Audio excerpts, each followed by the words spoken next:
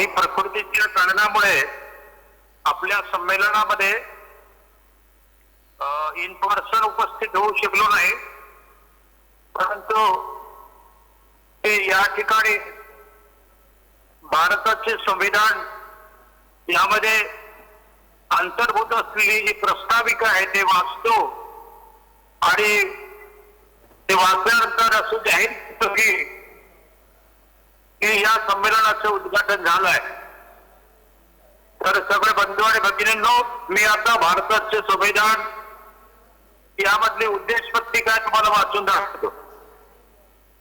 आम्ही भारतीय लोक भारताचे एक सार्वभौम समाजवादी धर्मनिरपेक्ष लोकशाही गणराज्य घडवण्याचा त्याच्या सर्व नागरिकांस सामाजिक, आर्थिक, राजनैतिक न्याय, विचार, अभिव्यक्ती, विश्वास, श्रद्धा, उपासना यांची स्वातंत्र्य, दर्जाची व संधीची समानता निश्चितपणे प्राप्त करून देण्याचा आणि त्या सर्वांमध्ये व्यक्तीची प्रतिष्ठा व राष्ट्राची एकता आणि एकात्मता यांचे आश्वासन देणारी बंधुता प्रवर्धित करण्याचा संकल्पपूर्वक निर्धार करून आमच्या संविधान सभेत आज दिनांक 26 नोव्हेंबर 1949 रोजी याद्वारे हे संविधान अंगीकृत आणि अधिनियमित करून शताब्दी अर्पण करत आहोत. जय भीम. या संमेलनाचं उद्घाटन झालं असं मी जाहीर करतो आणि या निमित्तानं आपल्या श्रोत्यांशी संवाद साधण्याचा प्रयत्न करतो. मित्रांनो, पुनश्च मी सर्वांचे म्हणजे माफी मागतो, दिलगिरी व्यक्त करतो की मी येऊ शकलो नाही. परंतु भारतीय संविधानाची ही प्रस्ताविका वाचल्यानंतर त्यावर 2 मिनिटं मी बोलण्याचा प्रयत्न करणार. भारताचं संविधान हे जगातलं असं एकमेव संविधान आहे. या संविधानातून भारतासारख्या विविध रंगी, विविध आयामाने नटलेल्या या देशाला एकसंघ ठेवण्याचं काम जर कोणी केलं असेल तर ते भारतीय संविधानाने केलेलं आहे. या संविधानाच्या उद्देश पत्रिकेमध्ये जे काही आपल्याला अभिवचन दिलेले आहेत त्या अभिवचन आपण पुरते केले का, ते आतापर्यंत आपण त्या सगळे अचीव केले का, याचाही विचार या निमित्तानं झाला पाहिजे. बाबासाहेब आंबेडकरांनी 1953 साली दिल्लीच्या आकाशवाणीवर एक भाषण दिलं होतं, माझ्या जीवनाचे तत्वज्ञान, आणि त्यामध्ये हे सगळं संविधानाची उद्देश पत्रिका हेच प्रतिबिंबित झाली असं आपल्याला दिसतंय. बाबासाहेब म्हणाले की माझे गुरु बुद्ध आहेत, मी माझ्या गुरुकडून मी काही गोष्टी शिकल्या आहेत, माझ्या जीवनाचं तत्वज्ञान ते शिकलं. ते म्हणतात की माझ्या जीवनाचं तत्वज्ञान स्वातंत्र्य, समता आणि बंधुता या 3 शब्द सामावलेलं आहे. परंतु पुढे जाऊन ते सांगतात की हे तत्वज्ञान मी फ्रेंच राज्यक्रांतीकडून घेतलं नाही. आणि पुन्हा बुद्धाचा हवाला देऊन ते सांगतात की आम्ही हे सगळे तत्व जरी घेतलं असेल तर हे सगळं करत असताना ते सांगतात की आमच्यामध्ये बंधुत्व नाही. बंधुतेला ते इतकं महत्व देतात. स्वातंत्र्य, समता जर तुम्हाला या देशात रुजवायची असेल तर त्याचा पाया बंधुता आहे. तर ते पण की ब्रदरहुड, फ्रॅटर्निलिजन, अदर नेम ऑफ रिलिजन. जे बंधुत्व हे धर्माचं दुसरं नाव असते. न्याय, समता किंवा दुसऱ्या गोष्टी हे कसे आहेत, हे आहेत ज्याला लीगल म्हणू किंवा ते कायद्याच्या स्वरूपात आहे. पण बंधुत्व हे भावनिक एकमेकांच्या रिलेशनच्या संबंधात आहे. कायद्याची बंधनं आपण तोडत असतो. आपल्या देशामध्ये खून करू नये असा कायदा असला तरी होत नाही असं नाही, रोज होतात. किंवा स्त्रियांवर अत्याचार करू नये असं असलं तरी आपण पाहतो की स्त्रियांवर अत्याचार होतातच, कोणी करणं थांबत नाही. परंतु एकमेकाला आम्ही बंधू मानलं, एकमेकाला आम्ही बहिणी आम्ही एखाद्या स्त्रीला बहीण मानलं, एखाद्या पुरुषाला बंधू मानलं की आपण तिथं बंधनं येतात आणि आम्ही एकमेकांचं संरक्षण करतो. म्हणून भारताला ते म्हणतात की कशाची गरज आहे तर आपल्या बंधुत्वाची गरज आहे. आणि म्हणून त्या दिवशी आपण 25 नोव्हेंबरला तेव्हा ते भाषण देतात संविधान सभेत. ते म्हणतात की आपण असं समाज निर्माण करायला चाललंय. एका बाजूने आम्ही भारतीय स्वातंत्र्याचे स्वातंत्र्य मिळाल्यानंतर आम्ही भारताचे लोक सार्वभौम समाजवादी धर्मनिरपेक्ष लोकशाही गणराज्य घडवण्याची शपथ घेत आहोत।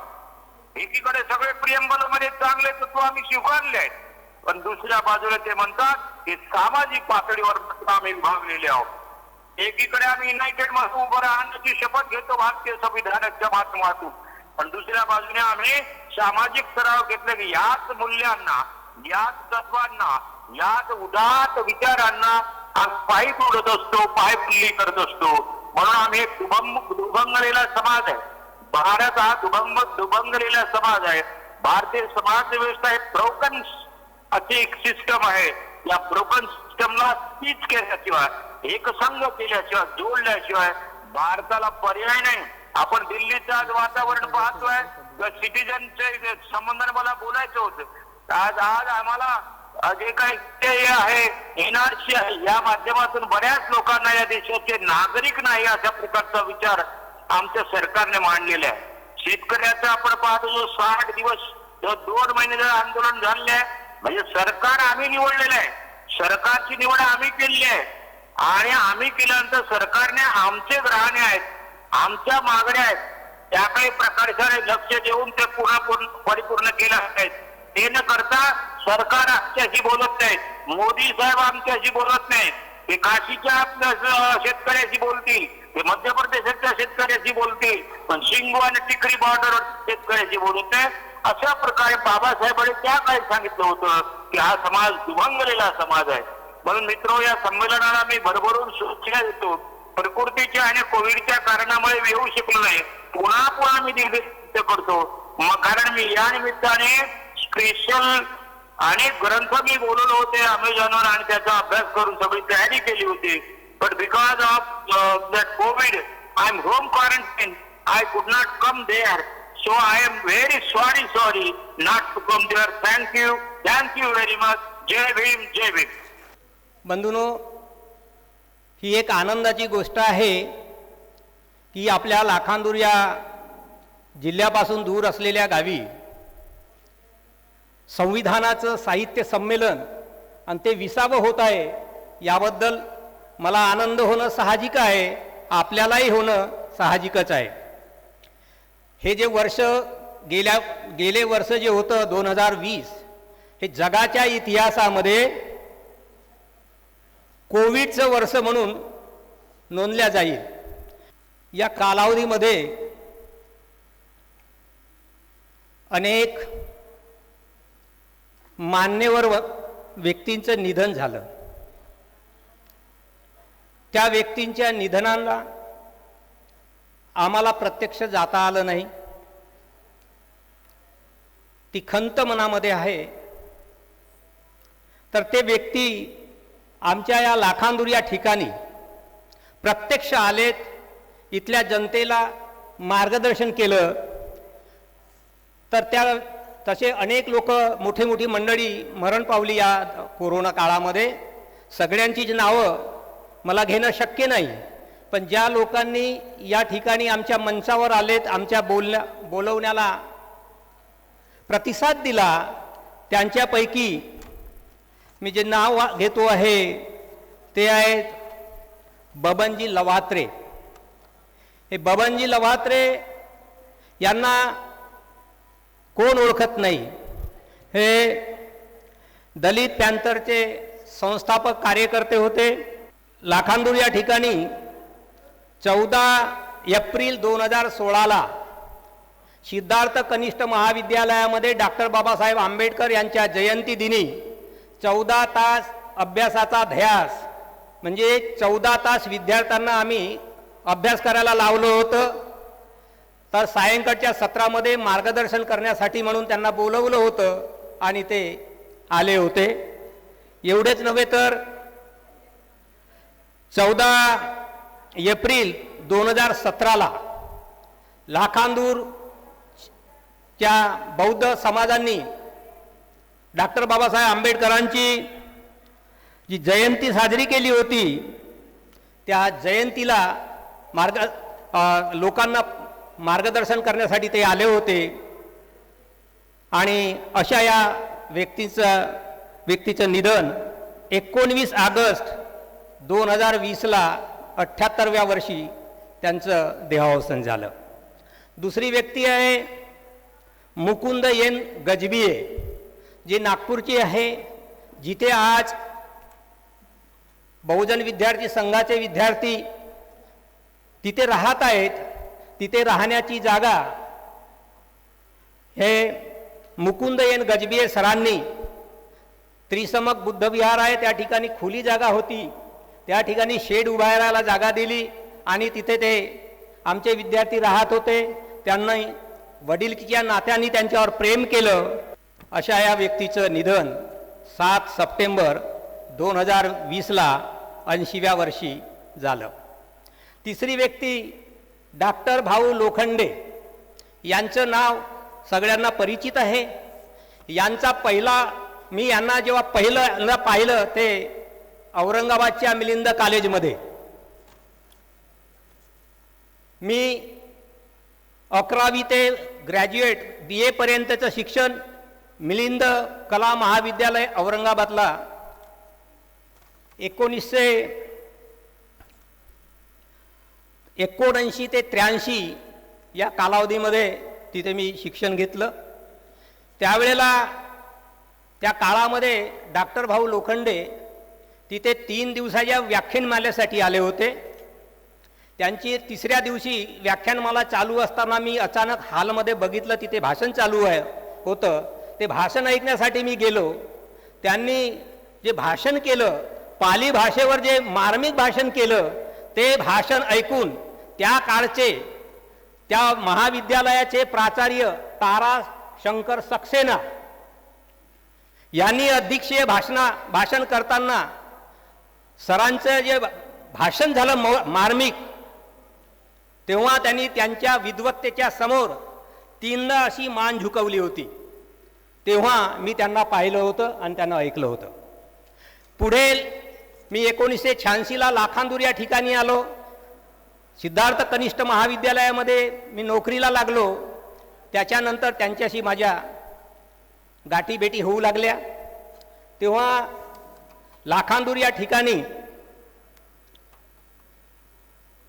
1986ला 90 आणि 91 म्हणजे डॉक्टर बाबासाहेब आंबेडकरांची जयंती शताब्दी आणि महात्मा फुलेंची स्मृती शताब्दी हे 90-91च्या वर्षी या ठिकाणी लाखांदूर तालुक्याच्या वतीनं कार्यक्रम घेण्यात आला होता. त्या ठिकाणी ते इथे मार्गदर्शन करायला आले होते. तसेच संस्कार दीप संवर्धक परीक्षा ही विद्यार्थ्यांना फुले, शाहू, आंबेडकर किंवा जे महापुरुष आहेत ज्यांनी समाजाच्या हितासाठी आयुष्य वेचलं, समाजाला विचार दिले, त्यांच्या पुस्तका समाजामध्ये जावं, विद्यार्थ्यांमध्ये त्या पुस्तकाची ओळख व्हावी म्हणून त्या पुस्तकावर परीक्षा घेत होतो. अशीच एक पुस्तक शेतकऱ्याचा असूड या पुस्तकावर परीक्षा घेतली आणि त्याचं बक्षीस वितरण करण्यासाठी म्हणून त्यांना 28 नोव्हेंबर 2010ला बोलवलं होतं. त्यावेळेस ते इथे आले होते. तसेच याच ठिकाणी मला जेव्हा 60 वर्ष झाली त्यावेळी आदरणीय राजन सर त्यावेळेला आले होते आणि त्याच वेळी डॉक्टर भाऊ लोखंडे आले होते. माझा सत्कार झाला, त्याही प्रसंगी ते उपस्थित राहिले होते. एवढंच नव्हे तर त्रिमूर्ती जिथे आमचं आता हॉस्टेल आहे विद्यार्थ्यांचं, त्या ठिकाणी विद्यार्थी पालक मेळावा होता. त्याही ठिकाणी डॉक्टर भाऊ लोखंडे आले होते आणि त्या ठिकाणी त्यांना आम्ही काही जास्त देऊ शकलो नाही, पण आम्ही आपल्याकडून जे भारताच्या संविधानाची हे जे फोटो आहे members of constitution assembly of India he photo, तसेच जे भारताचं संविधान आहे ते पूर्ण आर्टिकल्स आणि 12 परिशिष्टे त्याचं एक चित्र फ्रेम करून त्यांना सस्नेह भेट दिली. तेव्हा त्यांना अतिशय आनंद झाला होता. त्यानंतर माझ्या मी जेव्हा नागपूरला जायचो त्यावेळेस त्यांच्या घरी जरूर भेट घ्यायची. त्यावेळेस चर्चा झाली आणि त्यांनी जे बघितलं का यांनी कसे कसे विद्यार्थी घडवले, कारण इथे ओबीसीचे विद्यार्थी आहेत, त्यांनी फुले शाहू आंबेडकरांचे विचार स्वीकारून त्यांनी आंतरजातीय लग्न केले मागणी करून. हे ऐकून त्यांना खूप चांगलं वाटलं आणि त्यांनी मला म्हणाले की कानेकर, अरे आम्ही विद्यार्थी शिकवलो, तू विद्यार्थी घडवतोस, हे ऐकून मला तेथून प्रेरणा मिळाली. ते माझ्यासाठी प्रेरणादायी वाक्य ठरलं आहे. अशा या व्यक्तीचं निधन 22 सप्टेंबर 2020 रोजी झालं, वयाच्या 78व्या वर्षी. तिसरी व्यक्ती आहे डॉक्टर विमल कीर्ती, ज्यांचं मूळ नाव LG मेश्राम, आमच्या भंडारा जिल्ह्यातीलच आहेत. त्यांनी भदंत आनंद कौशल्यन यांचा त्यांना सहवास लाभला आणि म्हणून त्यांनी विमल कीर्ती हे नाव त्यांना बहाल केलं होतं आणि ते पुढे विमल कीर्ती याच नावानं शेवटपर्यंत तो नाव त्यांनी स्वीकार केलं होतं. ही व्यक्ती आम्ही लाखांदूर या ठिकाणी 26 जानेवारी 2012ला जे 11वे राष्ट्रीय संविधान साहित्य संमेलन घेतलं होतं, त्याही संमेलनाला ते आले होते. आणि यांचंही एवढंच नाही तर बुद्धिस्ट पर्सनल लॉ झाला पाहिजे या मागणीला त्यांनी आपलं लेखी आम्हाला समर्थन दिलं होतं. तेच त्यांचं सुद्धा 14 डिसेंबर 2020ला 72व्या वर्षी निधन झालं. पाचवी व्यक्ती आहे मागो वैद्य. मागो वैद्यांना कोण ओळखत नाही, त्यांना मागो म्हणूनच ओळखलं जाते. ते राष्ट्रीय स्वयंसेवक संघाचे माजी बौद्धिक व प्रचार प्रमुख होते आणि ज्येष्ठ पत्रकार, त्यांचे आपल्या तरुण भारतचे ते एडिटर राहिलेले आहेत. ही व्यक्तीसुद्धा लाखांदूरला 26 जानेवारी 2009ला 8व्या राष्ट्रीय संविधान साहित्य संमेलनाला हजर झालेत. पण ज्या वेळेला त्यांनी आम्हाला तारीख दिली होती, तारीख दिल्यानंतर त्यांना त्यांच्या ब्राह्मण समाजाचं महासंमेलन पुणे या ठिकाणी होतं. परंतु त्यांनी त्यांना स्पष्ट सांगितलं की मी लाखांदूरला तारीख दिलेली आहे, त्यामुळे मी तिकडे पुणेला येऊ शकत नाही, मी लाखांदूरला जाईन. आणि ते या ठिकाणी आले. म्हणजे त्यांनी आपला शब्द पाळला. आणि हे सुद्धा 19 डिसेंबर 2020ला वयाच्या 97व्या वर्षी निधन पावले. शिवाय अशा दुसऱ्याही व्यक्ती अनेक आहेत ज्या नामांकित आहेत. त्यापैकी सदानंदजी फुलझेले. तर सदानंदजी फुलझेले साहेब यांना सुद्धा कोण ओळखत नाही. डॉक्टर बाबासाहेब आंबेडकरांच्या धम्मक्रांतीत ते सेनानीच राहिलेले आहेत, त्यांनी मोठं सहयोग केलेला आहे. बुद्धिस्ट पर्सनलला झालं पाहिजे याच्यासाठी सुद्धा त्यांनी आम्हाला लेखी समर्थन दिलं होतं. ते सुद्धा वयाच्या 92व्या वर्षी म्हणजे 15 मार्च 2020ला मरण पावलेत. सागर डंभारे हे सुद्धा 28/6/2020ला मरण पावले. दीक्षाभूमीवर जे रात्रीला मूर्ती लावली गेली होती आवळे बाबू सोबत, त्यावेळेस हे तिथे 7 मध्ये होते. यांनी एक दानीवृत्तीचे व्यक्ती, विशेष करून जपान सुनामी जेव्हा आली जपानमध्ये, त्यावेळेस यांनी मदत केली होती. तसेच दैनिक नागतीर जनता याचे ते मॅनेजिंग डायरेक्ट एडिटर म्हणून राहिले आहेत. बाबरीचे काटे हा त्यांचा कविता संग्रह, त्यांच्या कविता प्रसिद्ध आहेत. तिसरे महत्त्वाची व्यक्ती भंते सदानंद महास्तवीर. हे सुद्धा भंडारा जिल्ह्यातील पवनी तालुक्यातील इडगाव या गावचे ते आंतरराष्ट्रीय बौद्ध भिक्खू महासंघाचे उपाध्यक्ष राहिलेत. अखिल भारतीय भिक्खू महासंघाचे संघानुशासक राहिलेत. हे 1963 मध्ये आपल्या इडगाववरून दळणदळायला जातो म्हणून जे घरून गेले, तर घरी मात्र ते आलेच नाही, फक्त अंगावर चिवरच धारण केलं आणि आजन्म ते धम्मचं काम करत राहिले. यांचा सुद्धा मृत्यू 4 ऑगस्ट 2020ला वयाच्या 81व्या वर्षी झाला. तिसरी व्यक्ती आहे ॲडव्होकेट मार्शल विमल सूर्य चिमनकर, समता सैनिक दलाचे ते अध्यक्ष. त्यांनी फार मोठं काम केलेलं आहे. केंद्रीय संघटक म्हणून राहिले आहेत ते. त्यांनी द पीपल मासिक हे 1990 पासून चालवलं. याही व्यक्तीचा 65व्या वर्षी 29 सप्टेंबर 2020ला मृत्यू झाला. मित्रो, अशा ह्या महत्त्वपूर्ण व्यक्ती नागपूरच्या आपल्यातून निघून गेल्यात. आमच्या लाखांदूर या ठिकाणी जवळच पिंपळगाव आहे, ज्याला कोहडी पिंपळगाव म्हणून ओळखलं जातं. तिथला निशांत विठोबा बडोले MA झालेला मुलगा, तो समाज कार्यकर्ता होता, कुठल्याही कामाला धावून जाणारा होता, परंतु 27 ऑक्टोबर 2020ला वयाच्या अगदी 31व्या वर्षी मरण पावला.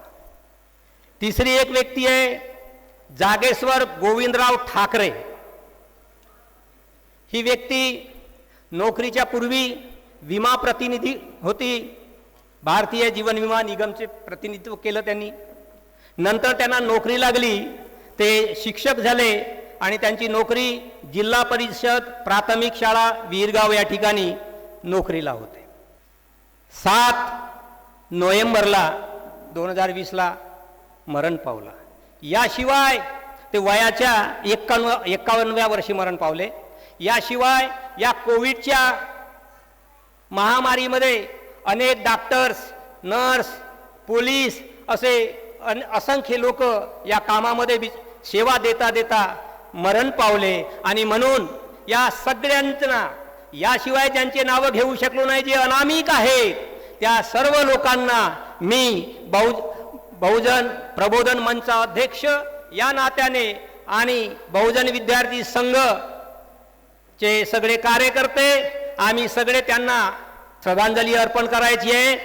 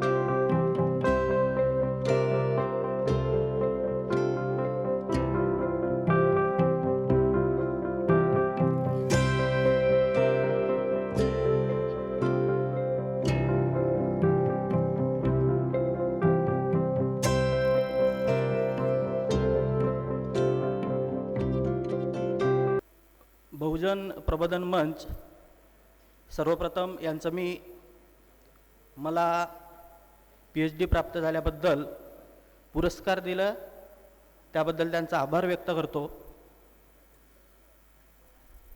माझ्या PhDचा विषय होता चंद्रपूर जिल्ह्यातील शेतकऱ्यांच्या, धान उत्पादक शेतकऱ्यांच्या आर्थिक व सामाजिक स्थितीचे विश्लेषणात्मक अध्ययन. या विषयावर 2 शब्द मला सांगायचे आहेत की मी माझ्या प्रबंधामध्ये खऱ्या अर्थानं शेतकऱ्याची कोणती समस्या आहे ती शोधण्याचा प्रयत्न केलेला आहे आणि त्यानंतर सरकारने किंवा समाजाने किंवा शेतकऱ्यांनी काय केलं पाहिजे या उपाययोजनासुद्धा मी माझ्या प्रबंधामध्ये लिहिलेल्या आहेत.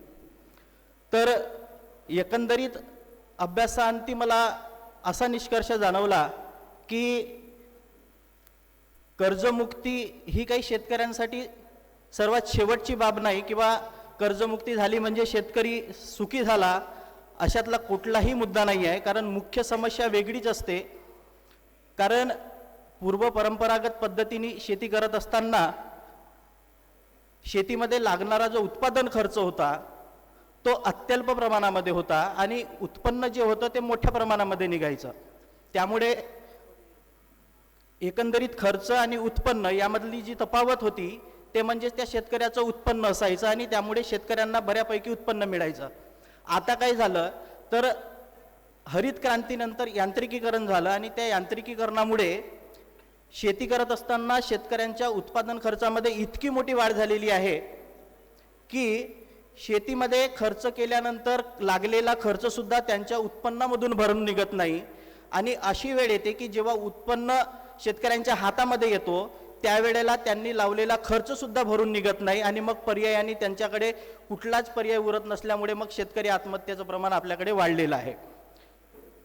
म्हणून मी एवढंच सांगेन की शेती करत असताना कमीत कमी खर्च लावून शेतीमध्ये उत्पादन कसं घेतलं जाईल याचा प्रयत्न जर प्रत्येक शेतकऱ्यांनी केला तर शेतीसुद्धा परवडण्यायोग्य आहे आणि शेतकऱ्यांना कुठल्याही प्रकारचा आत्महत्येचा विचारसुद्धा शेतकऱ्यांच्या मनामध्ये येणार नाही. आणि म्हणून यांत्रिकीकरणाचाच निव्वळ विचार न करता मानवी किंवा जे छोटे छोटे खर्च वाचवण्यायोग्य जे कामं असतात, कारण रासायनिक खतांमुळे सुद्धा इतक्या मोठ्या प्रमाणामध्ये रोग वाढलेले आहेत की उत्पन्न आपल्या हातामध्ये यायच्या अगोदरच संपूर्ण पीक हे शेतकऱ्याचं उद्ध्वस्त झालेलं असतं आणि मग त्यांच्या हातामध्ये लागलेला खर्चसुद्धा भरून निघत नाही आणि म्हणून पर्यायानं मग शेतकरी अडचणीत येतात. आणि ही अडचण जर येऊ द्यायची नसेल तर शेतकऱ्यांनी कमीत कमी खर्च कसा येईल मग त्याच्यामध्ये जैविक शेती असेल किंवा इतरही वनस्पतीपासून जमा केलेला खत असेल किंवा औषधोपचार असेल याचा जर वापर केला तर पर्यायानं शेती ही कमी खर्चाची होईल आणि ती शेतकऱ्यांना परवडेल. एवढंच मी या प्रसंगी सांगतो. आणि मला या ठिकाणी बोलण्याची संधी दिली, माझं मनोगत व्यक्त करण्याची संधी दिली, मला पुरस्कार दिला त्याबद्दल बहुजन प्रबोधन मंचाचं मी मनस्वी आभार व्यक्त करतो आणि या ठिकाणी थांबतोय. धन्यवाद. काही संघटना संस्था भारताला हिंदुस्थान नावाने संबोधतात आणि ही बाब असंविधानिक आहे आणि ही बाब सुप्रीम कोर्टाने सुद्धा स्पष्टपणे इशारा दिलेला आहे की सुप्रीम कोर्टाचे वकीलच जर पैशाच्या लोभापायी अशा प्रकारच्या केसेस स्वीकारत असतील तर इतर सामान्य नागरिकांकडून काय अपेक्षा करावी. आणि म्हणून ती याचिका फेटाळल्यानंतरही अजूनही लोक हा संविधानाचे उल्लंघन करून पुन्हा पुन्हा तेच शब्द वापरतात. विचार व्यक्त करताना आपल्या बौद्ध साहित्य संमेलन किंवा इतर जे साहित्य दलित साहित्य संमेलनात प्रमुख वक्ते म्हणून असतात त्यांनी सुद्धा संविधानातील शब्दाचं उल्लंघन केलेलं आहे.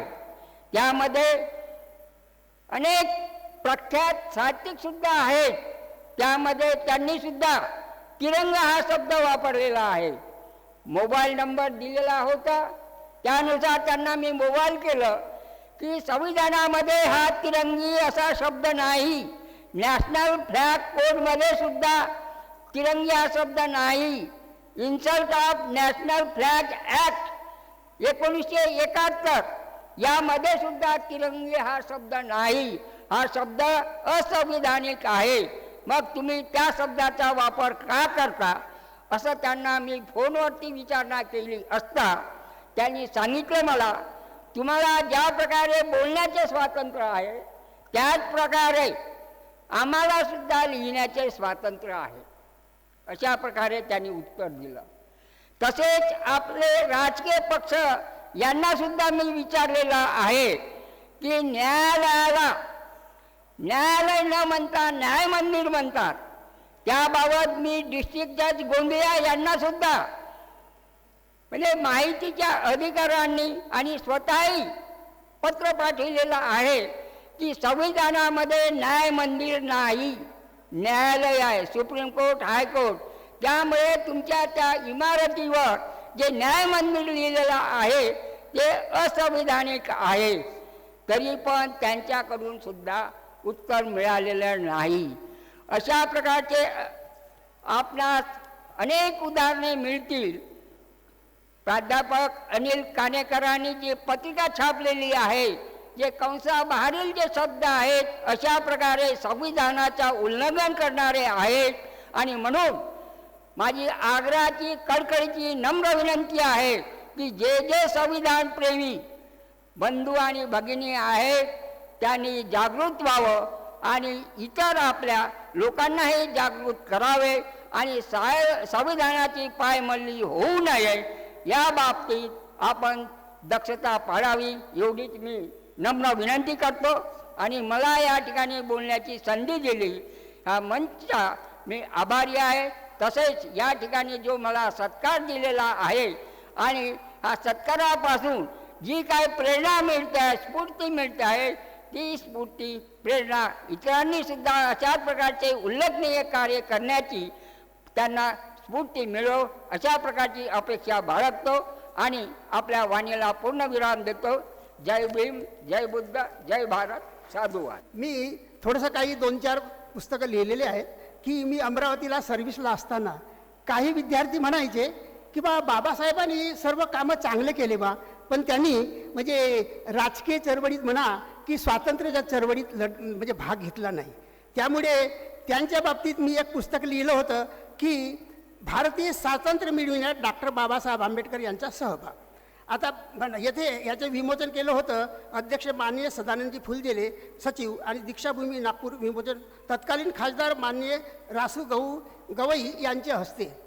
त्याच्यानंतर म्हणजे काही रजिस्टर्ड बौद्ध करतात आणि आम्हीच खरे बौद्ध म्हणतात उच्च वर्गाचे. तर त्याकरता आम्ही सारा भारत बौद्धमय करण्याचे स्वप्न पुरे करता येईल कसे करता येईल हे सुद्धा पुस्तक लिहिलं. याचं म्हणजे अध्यक्ष होते CL थुल साहेब आणि SC/ST आयोगाचे महाराष्ट्र राज्याचे सदस्य तर विमोचन तत्कालीन मंत्री माननीय डॉक्टर नितीन राऊत यांचे असते. त्याच्यानंतर म्हणजे आपल्यामध्ये भिक्खूमध्येच एक सूत्रता नाही किंवा उपासकामध्ये सुद्धा नाही किंवा उपासकामध्ये आणि भिक्खूमध्ये नाही. म्हणून मी 2 दिवसाचा चर्चासत्र आयोजित केला होता, निवासी चर्चासत्र भंडाऱ्याला. आणि त्याच्यामध्ये मग मी 52 मुद्द्यावरील भिक्खू संघाशी चर्चासत्र एक दिशा अशा प्रकारे एक पुस्तक लिहिलं. त्याच्यानंतर त्याचं विमोचन झालेलं होतं म्हणजे अध्यक्ष होते CL थुल साहेब आणि विमोचन केंद्रीय मंत्री रामदासजी आठवले यांचे असते. त्याच्यानंतर बौद्ध विवाह कायद्याविना धम्म हिंदुइझम होईल हे एक आता पुस्तक लिहिलेलं आहे. तसं मी काही साहित्यिक नाही पण ते विचार लिहिलेले आहेत.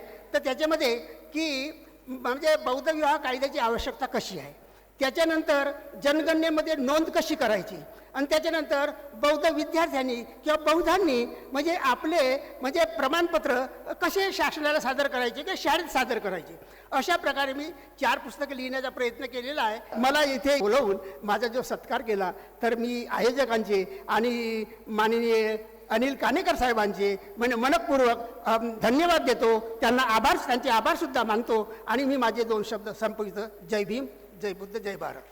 आज बहुजन प्रबोधन मंच यांच्या वतीनं इथं जो माझा सत्कार करण्यात आला त्याबद्दल मी काणेकर सर आणि त्यांची चमू या सर्वांचं आभार मानतो. परंतु हा माझा एकट्याचा सत्कार नाही तर आपण सर्वांचा सत्कार आहे, माझ्या महाविद्यालयाचा सत्कार आहे असं मी मानतो. याचं कारण असं की मी हे जे कार्य केलं आहे छोटीशी माझा प्रयत्न होता. त्या प्रयत्नामध्ये मला प्रत्यक्ष अप्रत्यक्षरित्या कुणी ना कोणीतरी सहकार्य केलं आहे, प्रेरणा दिली आहे आणि त्यामुळे हा आपला सर्वांचा सत्कार आहे, सर्वांचा सन्मान आहे असं मी मानतो. ज्या विषयामध्ये मी शोधप्रबंध लिहिला आहे अर्थात पाली विषयामध्ये मी लिहिलेला आहे त्या विषयाचं नाव आहे थेरी गाथेतील महिला एक विवेचनात्मक अध्ययन. माझ्या मार्गदर्शक होत्या पाली विभाग प्रमुख डॉक्टर कला वासनिक, डॉक्टर बाबासाहेब आंबेडकर महाविद्यालय ब्रह्मपुरी यांनी मला अनमोल असं मार्गदर्शन केलं आहे. पाली साहित्य जर म्हटलं तर हे अमुक स्वरूपाचं आहे, फार विस्तृत आहे आणि त्यामधील एक छोटासा कण घेऊन मी त्याच्यावर प्रयत्न केलेला आहे, लिहिण्याचा प्रयत्न केलेला आहे. त्यामधील ते लिहिण्यामागची प्रेरणा मला बुद्धांकडूनच मिळालेली आहे. कारण जगात स्त्री शिक्षणाचे प्रथम पुरस्कर्ते म्हणून भगवान बुद्धांची गणना होते आणि त्यामुळे स्त्रियांचा विषय निवडण्याचा मी प्रयत्न केलेला आहे आणि त्याच्यावर मांडणी सुद्धा केलेली आहे. आता थेरी गाथा म्हटलं तर एक प्रकारे भिक्षुनी. थेरी गाथा हा ग्रंथ पाली साहित्यातला एक छोटासा ग्रंथ आहे आणि त्यामध्ये 73 थेरींचे वर्णन करण्यात आलेले आहे. अर्थात बुद्धपूर्व काळामध्ये ज्या स्त्रिया होत्या त्या कोणत्या स्वरूपाचे जीवन जगत होत्या, कारण त्यावेळेस खूप विषम परिस्थिती होती, दयनीय अवस्था होती, अज्ञान अंधकाराचे जीवन जगत होत्या, त्यांना बाहेर पाऊल टाकणं सुद्धा कठीण झालेलं होतं. अशा काळामध्ये जीवन जगत असताना त्या काळाला मागे सारून बुद्धाच्या धम्मामध्ये त्या विलीन झाल्यात, प्रवेशित झाल्यात आणि संघामध्ये सुद्धा प्रवेशित झाल्यात. अर्थात म्हणजे बुद्धपूर्व काळामध्ये त्यांनी कोणतं जीवन व्यतीत केलेलं आहे आणि बुद्धाच्या धम्मामध्ये प्रवेशित झाल्यानंतर त्यांनी कशा प्रकारे स्वतःचा उद्धार केलेला आहे, कसं स्वतःला समोर आणलेलं आहे, हे बुद्धाने त्या स्त्रियांनी अर्थात थेरींनी आपली स्वतःची आत्मगाथा, स्वतःची जीवनी मांडण्याचा प्रयत्न मी या छोट्याशा ग्रंथामधून करण्याचा प्रयत्न केलेला आहे. अर्थात त्यावेळची परिस्थिती फार गहन होती, परंतु अलीकडे आधुनिक काळाकडे आपण जर लक्ष पुरवलं तर आजची स्त्री ही थोडीशी सुदृढ आहे. आधुनिक काळामध्ये वावरताना तिला सर्व प्रकारच्या सोयी सवलती मिळतात, परंतु त्यापूर्वी जी स्त्री होती बुद्धपूर्व काळातली तिला मात्र कुठल्याही प्रकारच्या सवलती नव्हत्या. अशा स्त्रियांना मात्र पुढे आणण्याचं कार्य बुद्धाच्या विचारातून मिळालेलं आहे. त्यांनी तो त्यांच्याकडून धडा घेतलेला आहे. मला सांगायचं एवढंच आहे की बुद्ध पूर्व काळामधली स्त्री जे जीवन जगत होती ते जीवन आपण आता जगत नाही, तरी परंतु ती स्त्री बुद्धाच्या विचाराने प्रवृत्त झालेली स्त्री, महिला थेरी ही अज्ञान अंधकारापासून बाहेर पडलेली आहे, त्या अरहत पदापर्यंत पोहोचलेल्या आहेत. त्यांनी संपूर्ण जीवन धम्माच्या प्रचार आणि प्रसारामध्ये व्यतीत केलं आहे आणि स्त्रियांचं जीवन सुद्धा घडवण्याचा प्रयत्न केला. परंतु अलीकडच्या स्त्रीकडे जर आपण पाहिलं, त्यांनी शिक्षण घेतलेलं आहे, खूप काही केलेलं आहे, परंतु त्या मात्र अज्ञान अंधकारातून बाहेर पडलेल्या नाहीत. तेव्हा मला एवढंच सांगायचं आहे, त्या बुद्धपूर्व काळातील स्त्री जी बुद्धाच्या धम्मामध्ये प्रवेशित झाली, त्यांनी जे शिक्षण घेतलं आणि तो धम्म प्रसार करून स्त्रियांना उत्तेजित केलेला आहे, तशाच प्रकारची प्रेरणा आपण ह्या थेरीगाथेच्या माध्यमातून, माझ्या छोट्याशा ग्रंथाच्या माध्यमातून आपल्याला मिळावी एवढा माझा प्रयत्न आहे. तेव्हा माझा प्रयत्न जेव्हापर्यंत आपण त्याच्या विचाराशी सहमत होणार नाही, ते स्वीकारणार नाही, तेव्हापर्यंत माझा हा प्रयत्न सफल झाला असं मी मान्य करू शकत नाही. माझा सत्कार कानेकर सरांनी केलेला आहे, त्याबद्दल मी त्यांना धन्यवाद देतो. माझे 2 शब्द आपण सर्व इथं लोकांनी ऐकून घेतलेले आहेत, त्याबद्दल आपला सर्वांचा आभार मानतो आणि मी माझ्या 2 शब्दांना इथंच पूर्णविराम देतो. जय भीम, जय बुद्ध, जय भारत, जय संविधान. माझे गुरु गाडगे बाबा. मी मुळीच शिकला नाही, शाळेत गेलोच नाही, पण माझ्या गाडगे बाबांनी मला शिकवलं.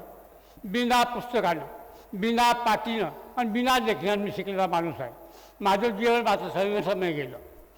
मी आता 89 वर्षाचा चालू आहे. आता 90व्या वर्षी मी पदार्पण करणार आहे.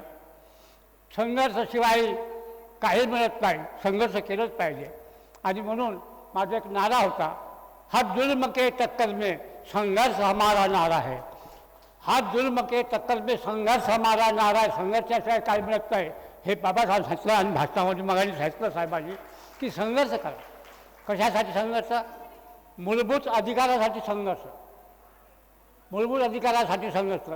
घटनेवर मला जास्त बोलता येणार नाही कारण मी शिकणार नाही जास्त, पण एक गोष्ट सांगतो, आज जो जन्माला येणारा मुलगा आहे या देशात, तुमच्या पोटी आज जो जन्माला येणारा मुलगा तो या देशाचा मालक म्हणून जन्माला येतो, हे लक्षात ठेवा. मालक. मग तो मुलगा तुमचा मालक, तो तुम्ही मालक आहात की नाही? सगळे मालक आहात. सगळ्या मालक लोकांना मी वंदन करतो, नमस्कार करतो. बंधूंनो, तुम्ही मालक या देशाचे असून, आता तुम्ही मालक असून खरंच तुम्ही मालक आहात का? फरड्याला हात ठेवून सांगा. नाही, याचं उत्तर आहे खरं नाही. कारण या देशाचा मालक आत्महत्या करतो, या देशाचा मालक फाशी लागून मरतो, या देशाचा मालक रेल्वेमध्ये मरतो. याचं कारण काय? मालक कसा मरतो? अहो, तुम्ही जो चालक बनवला आहे तो तुम्ही शुद्धमान बनवला नाही. हा तुमचा गुन्हा आहे, आमचा गुन्हा आहे. आम्ही गुन्हा करतो, आम्ही चांगल्या माणसाबद्दल नाही करत. मी तुम्हाला एक आठवण सांगतो, वेळ जातो नाही परंतु बोलतो मी होतो, मला अध्यक्षांनी माहिती असेल. बाबासाहेब आंबेडकरांनी घटना मंजूर झाली 26 नोव्हेंबरला आज गणराज्य दिन आहे, आजपासून मंजूर अंमलात आली. बाबासाहेब बाहेर निघाले लोकसभेच्या, त्याच्याबरोबर आचार्य कृपलानी नावाचा माणूस बाहेर निघाला. जे कोणी असतील बुद्ध त्यांनी पेपर वाचलं असेल, मी वाचलो त्यावेळेस. बाबासाहेब हसत होते. आचार्य कृपलानी म्हणाले, बाबासाहेब आज तुम्ही खूप खुशीत दिसता हो, आनंदी दिसता. हो म्हणे, आज मी आनंदीच आहे, खरंच खुशीच आहे. काहून? आज माझा विजय झाला. तुमचा विजय? तुमचा कसा काय विजय झाला? अहो, या जिल्ह्यातल्या शेतकऱ्याला शेतमजुराला मतदानाचा अधिकार मिळाला पाहिजे असं मी संविधानात लिहिलं. वल्लभभाई पाटलांनी विरोध केला. वल्लभभाई पाटलांनी विरोध केला. त्यांनी सांगितलं, काय बोलता बाबासाहेब, या लोकांना काय समजते, या शेतकऱ्याला काय समजते, या हमालाला काय समजते, त्याला मतदानाचा अधिकार द्यायचा.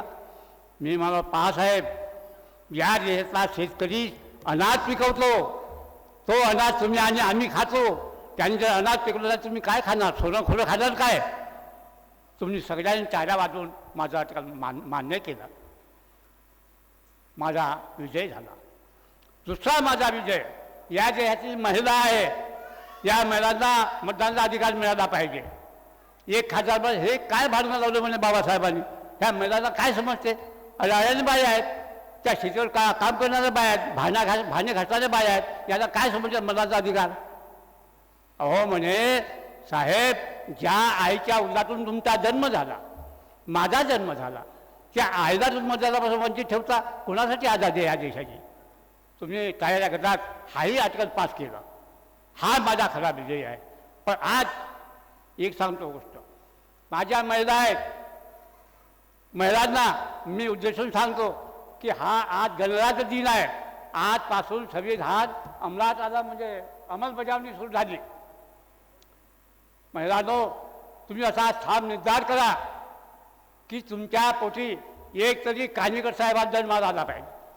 बाबासाहेब नाही आलं ठीक आहे, पण कमी कमी कानिकर साहेब तुमच्या पोटी जन्माला आला पाहिजे असा निर्धार करा आज, की जो कानेकर आज संविधानाचा अंमलबजावणीसाठी धडपडतो आहे, असा कानेकर तुमच्या पोटी जन्माला आला पाहिजे. एवढंच बोलतो. आणखी बहुत काय बोलायचं आहे, पण आता जास्त बोलत नाही, कारण वेळ बराच झालेला आहे. म्हणून मी 50 वर्षाच्या नंतर ज्या गावात बोललो, या ठिकाणी नारायण शिंगोडे नावाचा माणूस होता. त्यांनी मला 1970मध्ये या ठिकाणी जाहीर भाषणासाठी बोलावलं होतं. त्यात मी जवान होतो. माझं भाषण खूप ऐकलं लोकांनी. आज 50 वर्षानंतर मी या ठिकाणी आलो आहे. तुमचे सगळ्याचे दर्शन झाले आणि आमचे हे विद्वान लोक या ठिकाणी बसले आहेत, सगळ्यांचे दर्शन झाले. एवढं बोलून मी माझा 2 शब्द समाप्त करतो. जय भीम, जय भारत. माझं या संविधान साहित्य संमेलनामध्ये मानवी मूल्य या पुस्तकाचं प्रकाशन झालं, त्याचा मला खूप आनंद होत आहे. तसेच मला या पुस्तकाचं प्रकाशन करण्यासाठी फार सहकार्य केलं ते आयु कानेकरजी, अनिलजी कानेकर यांनाही माझं अभिनंदन. मित्र हो, मी हे मानवी मूल्य पुस्तक लिहिलं, याचं संदर्भ काय, माझं मनोगत पुढे मी सांगतो आहे.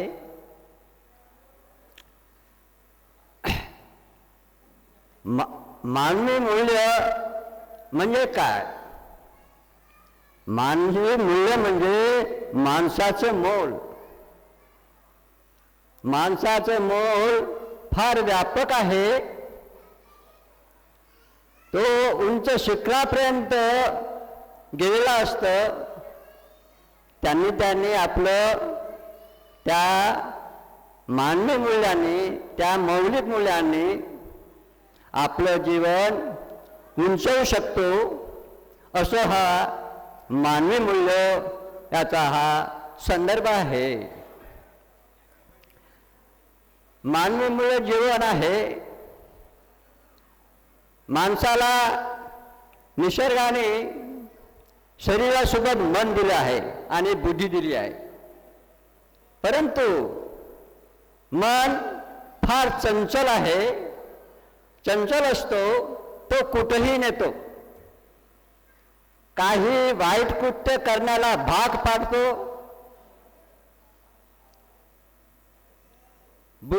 त्यामुळे बुद्धी ज्ञानाचा योग्य उपयोग करून मनावर ताबा ठेवणं हे फार महत्त्वाचं आहे. तर त्याकरता मनाला ताबा ठेवण्यासाठी बुद्धीचा ज्ञानाचा वापर केल्याशिवाय आपल्याला मनावर ताबा ठेवता येणार नाही. जो विषय मुझे दिया गया है बड़े शॉर्ट नोटिस पर, पूरा विषय है संविधान, नागरिकत्व, मूलभूत अधिकार आणि कर्तव्य. विषय अंग्रेजी में है constitution, citizenship, fundamental rights end duties. इसमें प्राध्यापक कानेकर साहब ने मुझको सिटीजनशिप को लेकर कुछ बातें आपके सामने रखने की जिम्मेदारी मुझ पर सौंपी है. साथियों, विषय कानून का है और कानून से इस देश के लोगों को कोई ज्यादा सरोकार नहीं होता, जबकि हम 24 घंटे ताउम्र कानून से ही बंधे होते हैं. हमारे पैर, हमारे पंख, हमारी आंख, हमारी पंचेंद्रिय, हमारा दिमाग, हमारी तमाम गतिविधियां, हमारी आजीविका, हमारा पूरा जीवन, हम रास्ते से कैसे चलें, बड़ी बारीक बारीक चीजें सब कानून से बनी हुई होती है. हम कानून से बंधे होते हैं. बावजूद इसके हम कानून के प्रति जितने अज्ञानी होते हैं उतने शायद और किसी बात के प्रति अज्ञानी नहीं होते. हमें रूढ़ी, परंपराएं, विश्वास, अंधविश्वास, उनका परिपालन, उनका निर्वाह कैसे करना, यह अच्छी तरह मालूम होता है. लेकिन कानून हमारे लिए क्या करता है और हमने कानून के लिए क्या करना चाहिए, इसके बारे में इस देश के अंदर में 100% अज्ञानता होती है. चूंकि फैसला नहीं कर पा रही है सेंट्रल गवर्नमेंट, जो कानून उन्होंने लाया है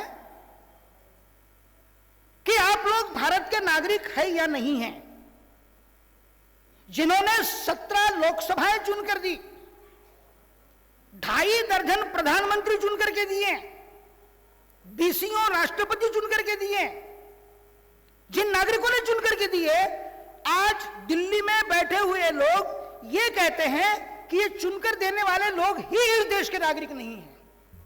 ये सवाल अभी आया है. और इसलिए जब से आपको मालूम है 2014 के बाद जब से आसाम में नागरिकता को लेकर, एक प्रांत है आसाम, इस आसाम के अंदर में नागरिकता को लेकर के एक नया विवाद खड़ा हुआ, तब से यह विषय एक गंभीर चर्चा का विषय बना हुआ है. व्यक्ति और राज्य, इनके बीच कानूनन क्या संबंध होते, क्या अनुबंध होता है, वहां पर नागरिकता का विषय सामने आता है. और उसके 2 सिद्धांत भारत में अब तक विद्यमान रहे. हमारी आपकी नागरिकता तय करने के बारे में एक सिद्धांत है, उसको कहते हैं जस सोली का सिद्धांत. यह सिद्धांत कहता है कि जन्म के आधार पर आप जिस देश के अंदर में, जिस भूभाग में पैदा हुए होंगे, वहां की नागरिकता आपको दी जाती है, वहां के आप नागरिक होते हैं. यह जस सोली के सिद्धांत के ऊपर अब तक भारत के अंदर में यहां के नागरिकों को उनको नागरिकता दी गई. दूसरा सिद्धांत होता है जस सिग्नोनिस का सिद्धांत.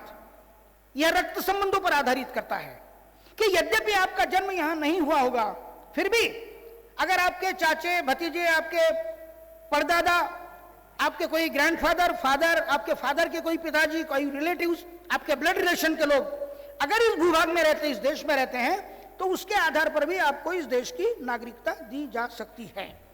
भारत में 1928 में मोतीलाल नेहरू कमेटी का गठन किया गया और नागरिकता के लिए उन्होंने ये जो पहला सिद्धांत था जस सोली का सिद्धांत, अर्थात जन्म के आधार पर नागरिकता देने का सिद्धांत, इस सिद्धांत को मोतीलाल नेहरू कमेटी ने 1928 में मान्यता दी और तब से भारत का नागरिक जन्म के आधार पर यहाँ का नागरिक माना जाता है।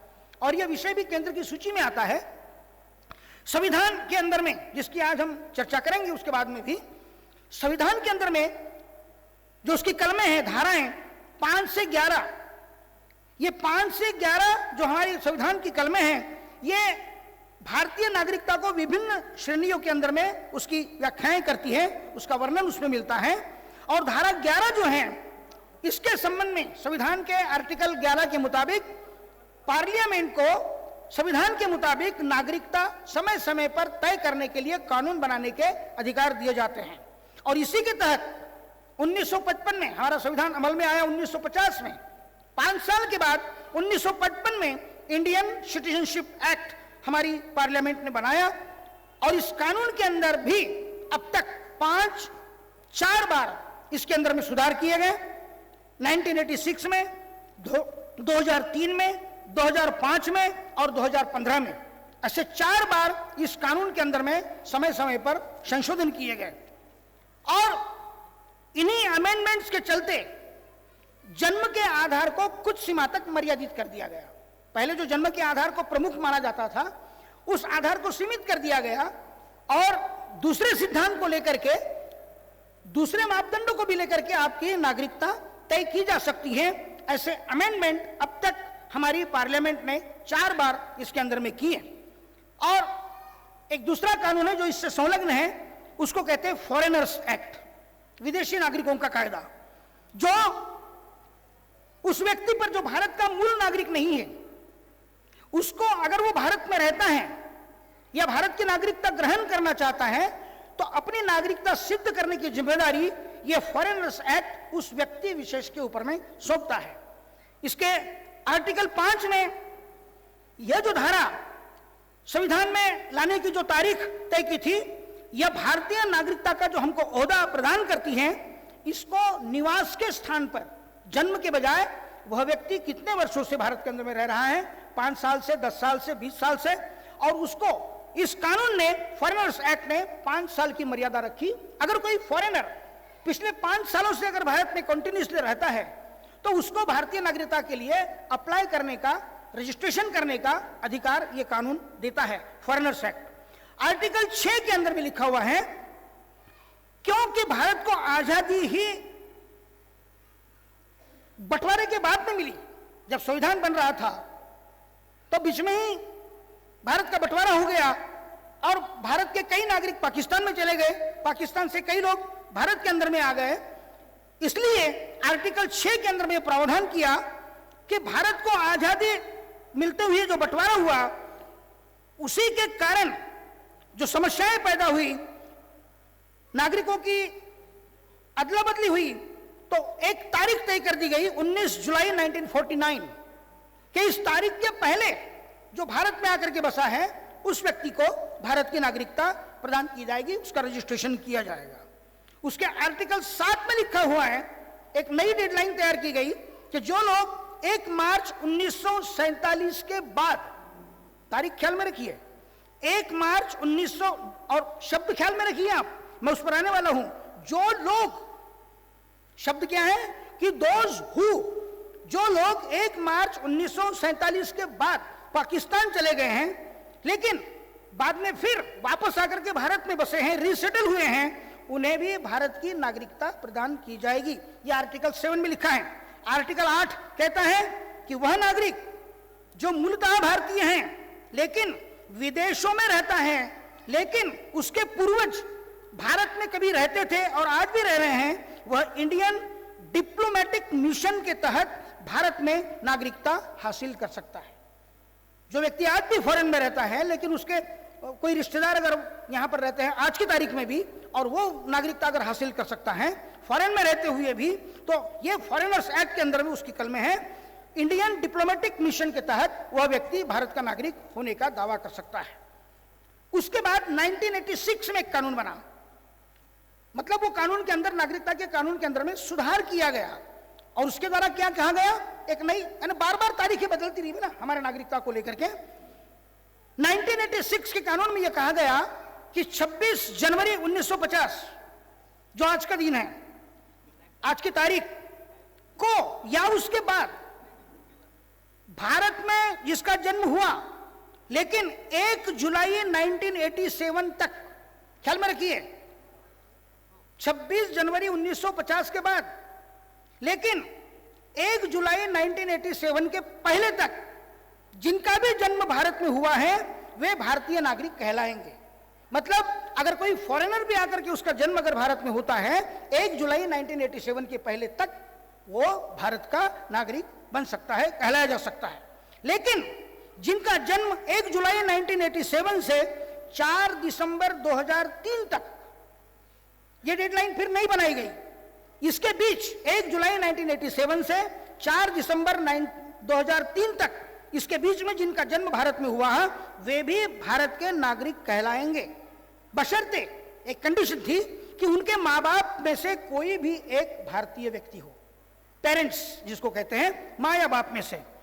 फिर उसके बाद में 2003 में और एक अमेंडमेंट आया, वो सुधार किया गया, वो ये कहता है कि जिनका जन्म 4 दिसंबर 2004 या उसके बाद 4 दिसंबर 2004, ये अभी भी की बात मैं कह रहा हूं, या उसके बाद भारत में हुआ है, उसे नागरिकता तभी मिलेगी जब उसके मां बाप दोनों भारतीय हो। पहले एक की बात थी, उसको रिस्ट्रिक्ट कर दिया गया, फिर दोनों पर बंधन डाला गया कि मां और बाप दोनों ही भारतीय होना चाहिए। उसके पेरेंट्स या तो एक अवैध रूप से आया हुआ भारतीय प्रवासी हो और एक भारतीय मूल का हो। पेरेंट्स में से एक अवैध प्रवासी बनकर के आया हो और एक भारतीय मूल का हो, मां या बाप में से, तो उसे भारतीय नागरिकता दी जा सकती है। इस सुधार ने ब्लड रिलेशन को और भी मर्यादित कर दिया। फिर वही कोई बोलेगा कि मेरे परदादा रहते थे, मेरे चाचा रहते थे, मेरे काका रहते थे, मेरे आका रहते थे, बोले वो नहीं, केवल पेरेंट्स के ऊपर में उसने इसको रिस्ट्रिक्शन डाल दिया। अब तक ये 2003 तक जितने कानूनों का और जितने अमेंडमेंट्स का मैंने हवाला दिया, इन तमाम कानूनों में कहीं पर भी धर्म का उल्लेख नहीं है। आप ये बात ख्याल में रखिए, जो व्यक्ति हर कानून के अंदर में कहा गया है, जो व्यक्ति यहां रहता हो, जो व्यक्ति फॉरेन में रहता हो, जिस व्यक्ति के मां बाप यहां रहते हो, उसको धर्म का लबादा कभी भी पहनाया नहीं गया। लेकिन 2014 के अंदर में जो CAA का कानून लाया गया और जिसका पहला प्रयोग आसाम के अंदर में किया गया, वो कानून क्या कहता है अब देखिए। यानी बात अड़चन की कहां पैदा हो रही है। अभी जो बिल आया और जिसका एक्ट बनाया गया, वो ये कहता है कि यह नागरिकता की बात सिर्फ 6 धर्मों के लोगों तक सीमित रहेगी, हिंदू, सिख, बुद्धिस्ट, जैन, पारसी और क्रिश्चियन। और उसमें भी और एक दूसरी कंडीशन डाल दी उन्होंने कि सिर्फ पाकिस्तान से, बांग्लादेश से और अफगानिस्तान से आए हुए हिंदू, सिख, बुद्धिस्ट, जैन, पारसी और क्रिश्चियन, ये 6 धर्म के लोगों के लिए भारत की नागरिकता खुली रहेगी। मतलब इस्लाम के मानने वाले लोगों के लिए यहां पर कोई गुंजाइश नहीं है। पाकिस्तान, बांग्लादेश और अफगानिस्तान के अलावा कोई अगर इंग्लैंड में रहता है, फ्रांस में रहता है, जर्मनी में रहता है, जापान में रहता है, यूरोप में रहता है, इटली में रहता है और भारत का नागरिक बनना चाहता है, उनके लिए यह कानून कोई व्याख्या नहीं करता है, कोई प्रावधान नहीं करता है। और धर्म को आधार बना करके एक कम्युनिटी को इस कानून ने टारगेट कर दिया और डेडलाइन दी है 14 दिसंबर 2014 के पहले आए हुए। इन 3 देशों में से 5 धर्मों के लोग जो 14 दिसंबर 2000 के पहले भारत में आए हुए हैं, वो यहां पर आने के 6 साल के बाद तक, यानी 14 से लेकर 20 तक। अब आप ख्याल में रखिए 2014 के लोकसभा के चुनाव, 2019 के लोकसभा के चुनाव, 2024 के आने वाले लोकसभा के चुनाव, हर चुनाव को मद्देनजर रखकर ये कानून बनाए जा रहे हैं। That I am telling you specifically end clearly without any hesitation. यानी हर चुनाव में क्या पैंतरेबाजी की जाएगी कि एक विशिष्ट कौम को भारत के संपूर्णता से, उसकी राजनीति से, उसके परिप्रेक्ष्य में से कैसे आउटकास्ट किया जा सकता है, कैसे डाइल्यूट किया जा सकता है, कैसे कॉर्नराइज किया जा सकता है।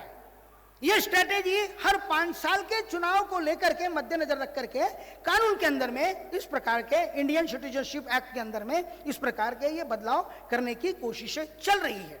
अब इसकी पहली प्रयोगशाला आसाम के अंदर में हुई और जब आसाम के अंदर में इसका प्रयोग हुआ तो उसका जम करके आसाम के अंदर में उतना ही विरोध भी किया गया, क्योंकि डर यह था कि आसाम के अंदर अगर इस कानून को अमल में लाया जाता है तो बांग्लादेश, पाकिस्तान या अफगानिस्तान या विशेष करके बांग्लादेश, अगर बांग्लादेश के लोगों के लिए अगर यह कानून अमल में लाया जाता है तो वहां से बेशुमार हिंदुओं की संख्या आसाम के अंदर में बढ़ जाएगी। यह डर वहां के आसाम के नागरिकों को और वहां के लोकल सिटीजन्स को होने लगा और इसलिए उन्होंने उसका विरोध किया कि भाई यह तो कानून धर्म के आधार पर डिस्क्रिमिनेशन करता है, भेदभाव करता है, तो इसको हम अमल में लाने नहीं देंगे।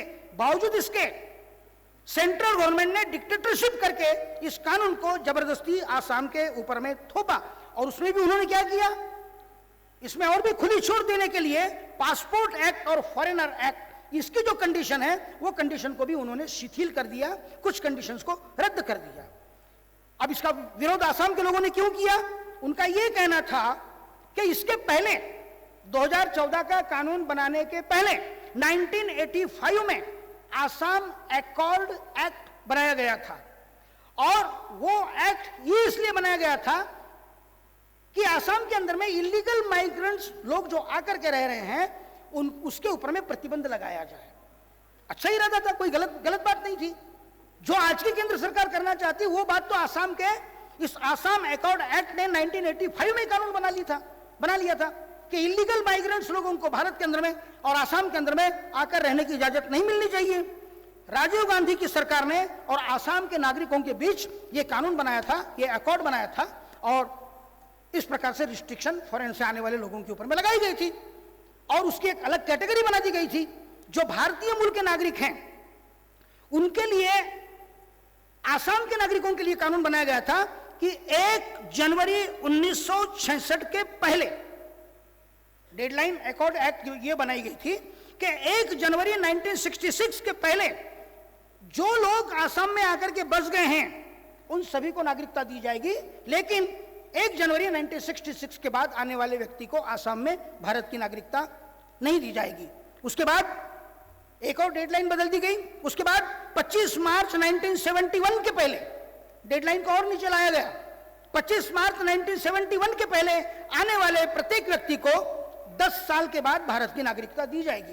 यानी 25 मार्च 1971 में जो आदमी आसाम में आया होगा तो आसाम अकॉर्ड एक्ट कहता है कि 1981 में, मतलब 10 साल के बाद उसको आसाम की और भारत की नागरिकता मिल जाएगी। अर्थात ये 10 साल तक उन्हें डिटेंशन कैंप में रखा जाएगा और तब तक उन्हें मतदान का अधिकार नहीं होगा, वो अलग कैंप में रखे जाएंगे, वोटिंग का अधिकार उनको नहीं होगा।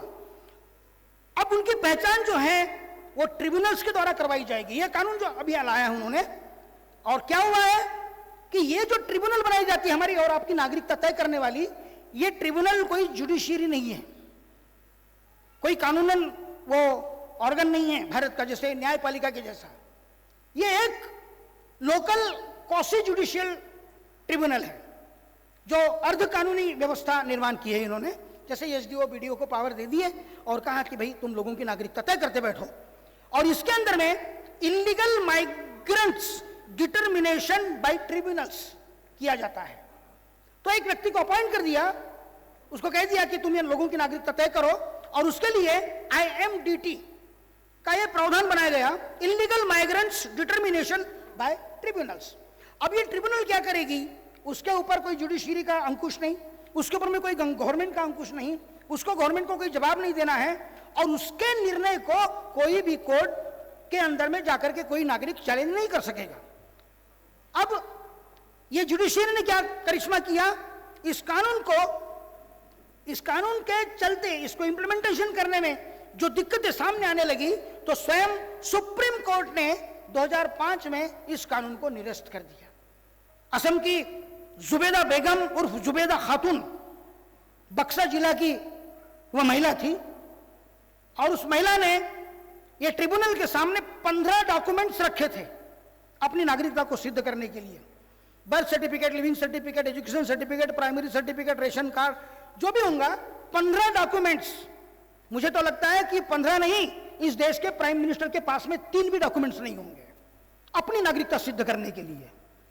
होम मिनिस्टर के पास में 5 डॉक्यूमेंट नहीं होंगे अपनी नागरिकता सिद्ध करने के लिए। लॉ मिनिस्टर के पास में 5 या 3 डॉक्यूमेंट नहीं होंगे अपनी नागरिकता सिद्ध करने के लिए। लेकिन इस महिला ने, जुबैदा बेगम, जुबैदा खातून मैडम ने 15 डॉक्यूमेंट्स इस ट्रिब्यूनल के सामने रखने के बावजूद भी वो ट्रिब्यूनल ने कहा कि no, you are not Indian citizen, उसकी नागरिकता को रद्द कर दिया। वो महिला को सुप्रीम कोर्ट तक जाना पड़ा। हाई कोर्ट ने कहा कि you are not Indian citizen, supreme court तक वो महिला गई, उसको न्याय नहीं मिला। और इस घटना के कारण पूरे देश के अंदर में एक रिलीजियस माइनॉरिटी ऐसे खतरे में आ गई है साथियों कि जिसकी कोई हद नहीं है। अब इसके परिणाम आने वाले दिनों में क्या होंगे हम कह नहीं सकते, चूंकि इस्लाम के ही एक व्यक्ति मोहम्मद सनाउल्लाह जो मिलिट्री के अंदर में थे, इंडियन आर्मी के अंदर में थे, इसी कानून के तहत डिटेंशन कैंप में उस आदमी को रख दिया गया, यह कह करके कि you are not Indian citizen. और एक मामूली क्वासी जुडिशियल सिस्टम है, छोटा सा ऑफिसर है, कोई नायब तहसीलदार वगैरह, कोई बाबू वगैरह बना दिया जाता है और वो लोगों की पहचान करवाता है। और ऐसे तंत्रों के माध्यम से इतनी बड़ी कौम को आज ऐसे मुश्किल के अंदर में डाल दिया गया है साथियों। अब ये टेरर पूरे भारत के अंदर में ये दोनों कानूनों का, सीएए और एनआरसी को लेकर के क्यों पैदा किया जा रहा है? सबसे बड़ा मुख्य कारण है कि यहां के रिलीजियस माइनॉरिटीज को वो दबाकर चलना चाहते हैं। ये किताब है मेरे हाथ के अंदर में, मैं ये किताब कई कार्यक्रमों में साथ में ले जाता हूं, everyday communalism in Uttar Pradesh. ये ऑक्सफोर्ड यूनिवर्सिटी की किताब है, ये डॉक्यूमेंट है मेरे पास। मैं इस देश के होम मिनिस्टर को और प्राइम मिनिस्टर को पूछना चाहता हूं कि अकेले उत्तर प्रदेश के अंदर में रोज ये किताब कहती है, कई अहरे गहरे नत्थु खैरे और साधु संत ने अंट संत बकवास नहीं लिखी है, ऑक्सफोर्ड यूनिवर्सिटी का एविडेंस मेरे हाथ में है। अकेले उत्तर प्रदेश के अंदर में रोज कम से कम 25 से 30 मुसलमानों के मर्डर किए जाते हैं। कोई न्यूज नहीं है, कोई वर्तमान पत्रों में चर्चा नहीं है, कहीं कोई आवाज नहीं है, कहीं कोई मोर्चा नहीं है, कहीं कुछ नहीं है। खामोशी के साथ एक कम्युनिटी को टारगेट बना करके भारत के सोशल, पॉलिटिकल, कल्चरल हिस्ट्री से और बैकग्राउंड से एक विशिष्ट कम्युनिटी को नाम निशा उसका मिटा देने के प्रयास आज यूपी के अंदर में चल रहे हैं। किताब उसकी साक्षी है। और यह प्रयोग अगर आज उत्तर प्रदेश में सक्सेसफुल हो गया तो यह कल पूरे भारत में होने वाला है। और यह अगर मुस्लिम कम्युनिटी के साथ में हो गया तो बाकी के लोगों को तमाशा देखने की जरूरत नहीं है। बौद्धों को, सिखों को, पारसियों को, जैनों को धीरे धीरे सबकी बलि चढ़ाई जाने वाली है। जैसा पर्सनल लॉ को इतना महत्व दिया गया हमारे अपने संविधान में, अपनी घटना में, अब बताइए अगर कोई इंसान ऐसा होता, बायस्ड होता, तो वो निश्चित रूप से कोई एक समुदाय के बारे में उसको सब अपना सुविधाएं उपलब्ध करवाता, सब फ्रीडम से अधिकार देता। उसने पर्सनल लॉज के हिसाब से सब धर्मों को इतना महत्व दिया कि उसमें कोई धर्म और जाति वंचित नहीं है। जैसा आप एक मुसलमान समुदाय के संदर्भ में सोच लीजिए, उसमें एक जाति है, उसका नाम है विमुक्ति जाति। विमुक्ति जाति में एक जाति होती जो बहुत पिछड़ी हुई थी। अब पिछड़ी हुई जाति किसको कहते हैं साहब? ऐसा कोई नहीं है कि हिंदू समाज में, मुसलमान में भी है, ओबीसी है, विमुक्ति जाति है।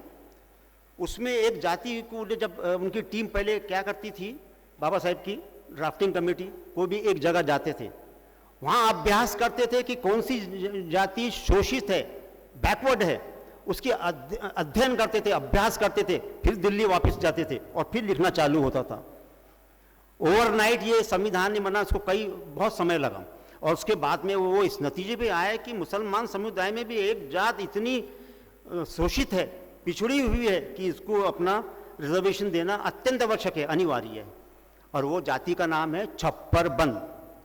उसको भी उतनी फैसिलिटीज़ है जितने कि दूसरे समुदाय के लोगों को, शेड्यूल कास्ट, शेड्यूल ट्राइब को, उन्हें उसको भी कवर कर। बोलने का तात्पर्य संक्षेप में कुल मिला कि ये भाई और बहनों कि एक जाति को लेकर संविधान नहीं बना, सबका इंटरेस्ट को कवर करते हुए बाबा साहेब ने संविधान बनाया, बड़े कष्ट के साथ बना। तो ये पर्सनल लॉ में अगर ऐसी छूट नहीं होती तो मेरे ख्याल 1 लाख से ऊपर मस्जिदें आज हिंदुस्तान में हैं, वो नहीं बनती। सबको इक्वल राइट्स दिया और करके कई अनुच्छेद है। उसमें पहला अनुच्छेद को मैं ये जो डिस्कस करूँगा, जो आपसे बात करूँगा है, वो अनुच्छेद 14 है। आप ये देखिए, इसके पहले कि मैं अपने छोटा सा भाषण शुरुआत करूँ, कुल अनुच्छेद, जिसको इंग्लिश में अंग्रेजी में कहते हैं आर्टिकल्स, वो अनुच्छेद 12 से 35 तक है। ये फंडामेंटल राइट्स अनुच्छेद 12 से 35 तक आता है। इसमें 3-4 अनुच्छेद जो है आर्टिकल्स, वो अत्यंत आवश्यक है, जो हमारे डेली लाइफ में, रोजमर्रा के लाइफ में उसका उपयोग होता है। एक सबसे पहले आर्टिकल नंबर 14 यानी अनुच्छेद 14, ये समानता है। अब समानता, अब देखिए, पहले आप के हिंदू समाज में वर्ण व्यवस्था है, ब्राह्मण, क्षत्रिय, वैश्य, शूद्र। ये मनुवाद का ये बनाया हुआ षड्यंत्र है कि एक उच्च वर्णीय लोग ही उच्च वर्णीय हैं, दूसरे निचली वर्णीय वो नीचे है।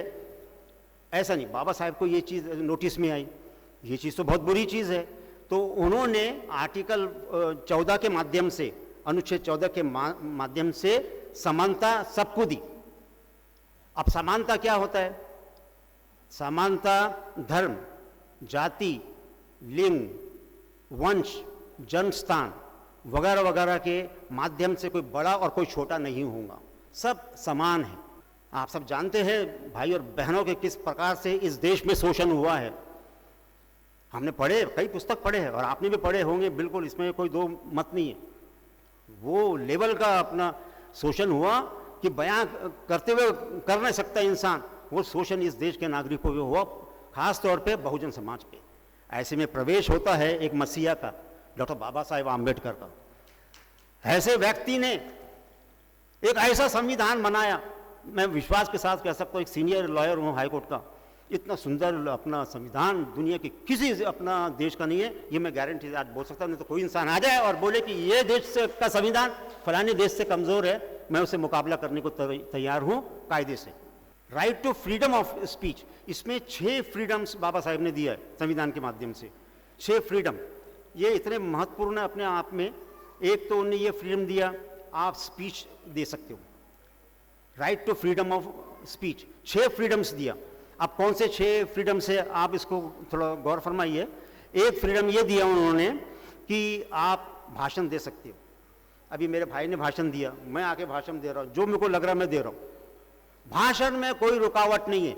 बस बाबा साहब ने एक चीज बोली है कि भाषण देते वक्त एकमात्र चीज का सिर्फ ध्यान रखें, गौर करें कि वो चीज आपके भाषण में निकलना नहीं चाहिए, और वो चीजें किसी धर्म को ठेस नहीं पहुंचना चाहिए, किसी धर्म को ठेस नहीं पहुंचना चाहिए, आहार उसको नहीं होना चाहिए। इसका ख्याल रखते हुए आप भाषण दे सकते हो गया freedom of speech. Freedom of expression of thoughts, आप अपने विचार रख सकते। अभी मेरे मित्र, मेरे भाई ने कितने अपने विचार कितने अच्छे रखे, आपने सुना होगा। अभी आचार्य अधिवक्ता संदेश भालेकर साहब ने विचार रखे, कोई उनको रुकाया? ये क्यों नहीं रुकाया? क्योंकि संविधान ने उनको परमिशन दिया, हर नागरिक को दिया, आओ अपने विचार को रखो, सिर्फ किसी धर्म को ठेस नहीं पहुंचना चाहिए। इसका बिल्कुल विशेष ध्यान रखना चाहिए। अगर तुमने किसी देश को, किसी धर्म, जाति नहीं लिखा है, धर्म को अगर ठेस पहुंचाया, उस पर कलम लगेंगे, प्रोसिक्यूशन होगा, अभियोजन होगा। तो ये विशेष ध्यान रखें कि उसमें किसी धर्म को ठेस कैसा पहुंचाओगे। आप बोलो ना कितना बोलना है, तो आपको पूरा अधिकार बाबा साहब ने दिया। बड़े सोच समझ के बना है ये संविधान, ऐसा नहीं बना है, जल्दबाजी में नहीं बना है। तो किसी धर्म को ठेस नहीं होना चाहिए। आप एसोसिएशन फॉर्म कर सकते हो, अपने एसोसिएशन को चला सकते हो, समझे, और उसको अपने मुताबिक चला सकते हो। फिर रेसिडेंस का आपको अधिकार मिला है। रेसिडेंस यानी क्या है? आप अपना नागपुर के नागरिक है, बंबई में रह सकते हैं, बंबई वाला कलकत्ता में रह सकता है, कलकत्ता वाला बेंगलोर में रह सकता है, समझे ना। और आपके शहर का किसी और नागपुर में आकर रह सकता है, उसके लिए कोई पासपोर्ट नहीं होना और वीज़ा नहीं होना। तो इसके लिए आपका रेसिडेंस कहीं यहाँ पर है, आप प्रॉपर्टी वहाँ खरीद सकते हैं। प्रॉपर्टी का भी एक अनुच्छेद है, वो बाद में इसको लूँगा मैं, तो वो कर सकते। मैं वकील हूँ, आप जानते हैं, मैं अभी नागपुर में प्रैक्टिस कर रहा हूँ, मैं मुंबई भी कई बार गया, वहाँ पर भी प्रैक्टिस करा। मैं दिल्ली जा सकता हूँ, दिल्ली भी गया, बेंगलोर, कलकत्ता, मद्रास, कहीं भी जा सकता, मेरे को कोई रुकावट नहीं है। तो प्रोफेशन में ये भी एक अधिकार दिया गया। 6 फ्रीडम में से एक फ्रीडम ये दिया गया कि आप कहीं पर भी प्रैक्टिस कर सकते हैं, आप कहीं पर भी रह सकते हैं, और आखिरी ये है कि आप धंधा कहीं पर भी कर सकते हैं। हिंदुस्तान के लिए इसको कोई वीज़ा नहीं होना और कोई पासपोर्ट की आवश्यकता नहीं है। आज की तारीख में तो आप कश्मीर में भी प्रॉपर्टी ले सकते हैं, कश्मीर में भी प्रैक्टिस कर सकते हैं, जब से अनुच्छेद 70 को रद्द कर दिया गया। तो मेरे बोलने का तात्पर्य कुल मिला के ये है, ये 6 फ्रीडम्स बाबा साहब ने दिए, तो इसका भरपूर हमने फ़ायदा उठाना चाहिए। तो अनुच्छेद 32 और 35 के माध्यम से वहाँ लिखा गया है, उसके माध्यम से आपको जो बची हुई मूलभूत अधिकार है 32 से 35, याद रखना, उसको बोलते हैं कॉन्स्टिट्यूशनल रेमेडीज, वो उसको प्रदान की जाएंगी जो रह गई है। तो बोलने का तात्पर्य ये है कि कोई भी चीज़ बाबा साहब ने छोड़ा नहीं। तुम शोषित वर्ग हो, किसी न किसी रूप में किया जाएगा, संघर्ष छोड़ना नहीं, और संघर्ष के माध्यम से जो चीज़ तुम्हारा अधिकार है वो अधिकार तुमको प्राप्त करने के लिए आपको जो भी करना है सब प्राप्त तुम सिर्फ अपना संघर्ष के माध्यम से कर सकते हो, उसकी बिगड़ नहीं। पहला संघर्ष यानी एकदम डायरेक्ट संघर्ष पे नहीं आना, आंदोलन पे नहीं आना, पहले देखना क्या चीज़ है, किस चीज़ से आपको वंचित किया जा रहा है, फिर उसमें आप रिट पिटीशन डालो हाई कोर्ट में अंडर आर्टिकल्स 226 227 के अंतर्गत, आप देखो कि आपको वहीं रिलीफ मिल जाएगा। उसके बाद नहीं मिला सुप्रीम कोर्ट जाओ, सुप्रीम कोर्ट से नहीं मिला और सुप्रीम कोर्ट में आपके पक्ष में होगा तो आपके भाई लोगों को पूरे हिंदुस्तान के उसमें आपको फायदा होगा। ये चीज़ है, संविधान ने ये सिखाया। और उसके बाद नहीं हुआ तो फिर आंदोलन है, स्ट्राइक से, डेपुटेशन है, कई चीज़ अवेलेबल है, कायदे से करो, सब होता है। तो भाई और बहनों, मेरे दूसरे भी भाई लोग बैठे मंच पे अपने विचार प्रकट करने के लिए, और एक बात और कहता हूँ कि बिगड़ संघर्ष के कोई चीज़ प्राप्त नहीं होंगी। एकता रखो, अखंडता रखो, सब भाईचारा रखो और अच्छे से मिल के रहो और अपने जो अधिकारों को पहचानो। और अधिकारों को पहचानना उस वक्त संभव होता है जब आप पढ़ोगे, थोड़ा थोड़ा रोज पढ़ना उसको, 2-2 पेजेस, 4-4 पेजेस, 5-5 पेजेस, तो आपको मालूम पड़ेगा। आप बोलते हैं संविधान इतना अच्छा है, हम भी बोलते हैं संविधान इतना सुंदर है, अति सुंदर, इसमें दो मत नहीं है, परंतु कब बोलेंगे? जब उसको पढ़ेंगे, जब सुपरफिशियली पढ़ना नहीं है, 2-2, 3-3 पेजेस पढ़े और उसको समझे और फिर देखिए कि क्या चीज़ हमको मिलना चाहिए और क्या नहीं मिली। बहुत ऐसी चीज़ें हैं जो नहीं मिल रही, जो मिलना चाहिए हमें, तो वो चीज़ प्राप्त करने के लिए आपको अभ्यास करना पड़ेगा, बहुत मेहनत करना पड़ेगा और संघर्ष करना पड़ेगा, जब आपके अधिकार आपको मिलेंगे। वरना आप फिर भी उस प्रकार से शोषित नहीं कहलाओगे जिस प्रकार से थे, परंतु फिर भी कई एंगल के दृष्टिकोण से आप शोषित फिर भी कहलाओगे। इसलिए संघर्ष करना सीखो, जो बाबा साहब ने सिखाया, और इतने अति सुंदर संविधान की सुरक्षा करेंगे, ऐसे विश्वास के साथ मैं अपने 2 शब्दों को विराम देते हुए आपसे रजा लेता हूं। जय हिंद, जय भारत। भारत की सरकार जो लोग चला रहे थे, उन्हें ऐसा लगा कि लोगों ने भी अपने कर्तव्य निभाने चाहिए। भारत के नागरिक होने के नाते नागरिकों ने भी अपने कर्तव्य निभाने चाहिए। तो इसके लिए विचार विमर्श किया गया और उसी संबंधित इस देश में सरदार स्वरण सिंह कमेटी ये स्थापित की गई। सरदार स्वरण सिंह कमेटी, इस कमेटी ने बहुत सारे सुझाव भारत देश को दिए, सरकार को दिए, और ये सुझाव जो थे, इन सुझावों को उस गवर्नमेंट ने माना और उसी सुझावों को आगे रखते हुए देश में हमारे 42वां अमेंडमेंट हुआ। यानी संविधान में जो संशोधन होते हैं, तो ऐसा 42वां संशोधन हुआ और 42वें संशोधन के माध्यम से एक नया पार्ट, यानी एक नया भाग संविधान में जो है वो ऐड किया गया, जिसका नाम है फंडामेंटल ड्यूटीज, यानी मूल कर्तव्य। तो ये जो इमरजेंसी का दौर आया, फिर मूल कर्तव्य के बारे में बात हुई, सरकार ने जो है इसे समझा और 42वें अमेंडमेंट के द्वारा जो है ये मूल कर्तव्य हमारे भारत के संविधान में लाए गए। तो भारत का संविधान जो है अलग अलग भागों में बना हुआ है, जिसके बारे में यहाँ बैठे काफ़ी लोगों को जानकारी होगी। हमारे संविधान में अब तक कुल 448 आर्टिकल यानी अनुच्छेद बन चुके हैं। इसके 25 पार्ट, 25 भाग है और 12 शेड्यूल यानी अनुसूचियां हैं, 12 अनुसूचियां, जिसमें से चौथा पार्ट जो है यानी चौथा भाग जो है, चौथे भाग के अंतर्गत आर्टिकल 51A यानी अनुच्छेद 51A के तहत मूलभूत कर्तव्य, इन्हें जो है वो संविधान में लाया गया। तो जो पहला अमेंडमेंट था 42वां, जिसके माध्यम से मूल कर्तव्य इस देश में जो है वो संविधान में लाए गए, उस समय कुल 10 मूलभूत कर्तव्य जो है वो हमारे संविधान में थे। उसके बाद सन 2002 में नागरिकों को एक अधिकार दिया गया। उस अधिकार का नाम है राइट टू एजुकेशन, RTE। जैसा कि पूर्व वक्ता ने बताया है आपको, सरकार 6 साल से लेकर 14 साल की उम्र के जो बच्चे हैं इन्हें मुफ्त और कंपलसरी शिक्षण जो है वो प्रोवाइड करेगी। ऐसा एक राइट, एक अधिकार जो है हमारे नागरिकों को दिया गया। और उसी अधिकार के साथ साथ एक ड्यूटी भी जो है वो हमारे ऊपर में लाई गई, यानी एक कर्तव्य भी हमारे ऊपर में लाया गया, जो कि अगला संशोधन हुआ 2002 में। तो ऐसे कुल मिलाकर 11 हमारे मूलभूत कर्तव्य जो है वो संविधान में लाए गए। अब ये मूलभूत कर्तव्य लाने के पीछे सरकार की क्या सोच थी, उसे हमें जानना चाहिए। तो मूलभूत कर्तव्य में पहली सोच जो थी सरकार की, वो है कि राष्ट्र विरोधी गतिविधियों को रोकना। कोई भी नागरिक अगर राष्ट्र विरोधी गतिविधियां करता है तो उसे रोका जाना चाहिए, ये एक पहली सोच थी सरकार की। उसके बाद अधिकारों के साथ साथ जिम्मेदारियां भी जो है वो सबको समझ में आनी चाहिए। केवल हमको हक अधिकार मिल जाए इससे ही सब कुछ नहीं होगा, तो हमारी जिम्मेदारियां भी हमको समझनी पड़ेगी। हमारे परिवार के प्रति, हमारे समाज के प्रति जैसी हमारी जिम्मेदारी है, वैसे ही इस देश के प्रति भी जिम्मेदारी है। तो ये जिम्मेदारियां समझना चाहिए नागरिकों ने। तो ये दूसरा भाग जो है ये इस मूल कर्तव्य के पीछे रखा गया।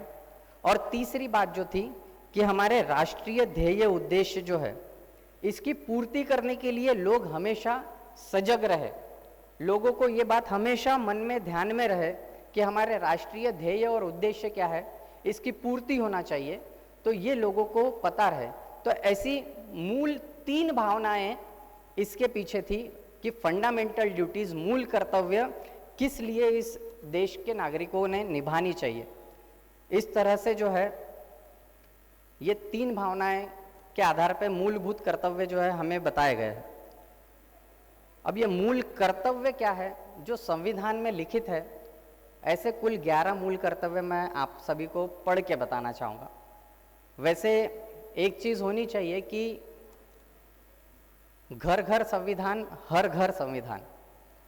जिस तरह सभी लोगों के घर में उनके धर्म से जुड़ी हुई पुस्तकें, ग्रंथ होती है, उनके शिक्षण से जुड़ी हुई पुस्तकें, ग्रंथ होते हैं, उसी तरीके से भारत के प्रत्येक नागरिक के घर में संविधान होना ही चाहिए। तो कहीं ना कहीं इस चीज़ को हमें ध्यान में देना पड़ेगा कि घर घर संविधान, हर घर संविधान, इस तरह की मुहिम लेकर जो है हमें काम करना चाहिए। तो आपको जो है वो आपके हक अधिकार और बाकी सब चीज़ें भी जो है उस संविधान के माध्यम से पता चलेगी। तो ये हमारे मूल कर्तव्य क्या है वो मैं पढ़ता हूँ आपको। To abide by the constitution and respect its ideas and institutions, the national flag and national anthem, यानी संविधान का पालन करें और उसके आदर्शों, संस्थाओं, राष्ट्रध्वज और राष्ट्रगान का आदर करें। दूसरा है to cherish and follow the noble ideas which inspired our national struggle for freedom, यानी स्वतंत्रता के लिए हमारे राष्ट्रीय आंदोलन को प्रेरित करने वाले उच्च आदर्शों को हृदय में संजोए रखे और उनका पालन करें। इस देश ने काफ़ी संघर्ष किया है, हमारे पूर्वजों ने काफ़ी संघर्ष किया है। जिन लोगों ने संघर्ष किया है, हमें आज़ादी दिलाई, हमें हक अधिकार दिलाए, ऐसे लोगों को जो है हमें हमेशा ध्यान में रखना है। उन आदर्शों को जो है उनकी हमें हमेशा प्रेरणा लेनी है। ऐसा जो है ये हमारा मूल कर्तव्य होना चाहिए। ऐसा ही हमारा दूसरा कर्तव्य है। तीसरा, to uphold and protect the sovereignty, unity and integrity of India, Bharat की प्रभुता, एकता और अखंडता की रक्षा करे और उसे बनाए रखे। तो ये कैसे होगा? एकता और अखंडता बनाए रखे, ये भाषण देने के लिए बड़ी अच्छी लाइन है, लेकिन एकता और अखंडता तब बनेगी जब हमारा आपसी भाईचारा जो है वो बढ़ेगा, तब ये भारत की एकता और अखंडता जो है ये उच्च शिखर पर पहुंच सकती है। To defend the country and render nationalist service when called upon to do so, देश की रक्षा करें और आह्वान किए जाने पर राष्ट्र की सेवा करे। To promote harmony and the spirit of common brotherhood against all the people of India, religious, linguistic and regional or sectional diversities, to pronounce practices derogatory to the dignity of woman। Bharat के सभी लोगों में समान भातृभाव की भावना निर्माण करे, जो धर्म, भाषा और प्रदेश या वर्ग पर आधारित सभी भेदभाव से हो रहे ऐसी प्राथमिकताओं का त्याग करे और स्त्रियों के सम्मान में जो भी चीज़ विरोध में होती है उन्हें रोके और स्त्रियों का सम्मान करे। देखिए, ये आर्टिकल जो है ये कहता है कि हमें आपसी भेदभाव बनाए रखना है और स्त्रियों के विरुद्ध जो भी गलत काम होते हैं उसे रोकना है, स्त्रियों का सम्मान करना है। हमें जो है किसी की भी जाति धर्म के आधार पर भेदभाव नहीं करना है, किसी के प्रांत के आधार पर भेदभाव नहीं करना है, किसी की भाषा के आधार पर भेदभाव नहीं करना है। देखने में आता है कि अगर कोई गुपचुप का ठेला लगाता है सामने चौक में तो हमारे ही लोग बोलते हैं कि वो बिहारी है। कोई अगर चिवड़ा बेचने वाला व्यक्ति है तो हमारे ही लोग बोलते हैं कि वो यूपी से आया हुआ भैया है। तो इससे देश की भावना का निर्माण नहीं होगा। जब तक हम बंधु भाव एक दूसरे के साथ में निर्माण नहीं करेंगे तब तक ये एकात्मता निर्माण नहीं होगी। वैसे ही to value and respect the enrich heritage of our composite culture, हमारी सामाजिक संस्कृति और गौरवशाली परंपरा का महत्व समझे और उसका परीक्षण करें।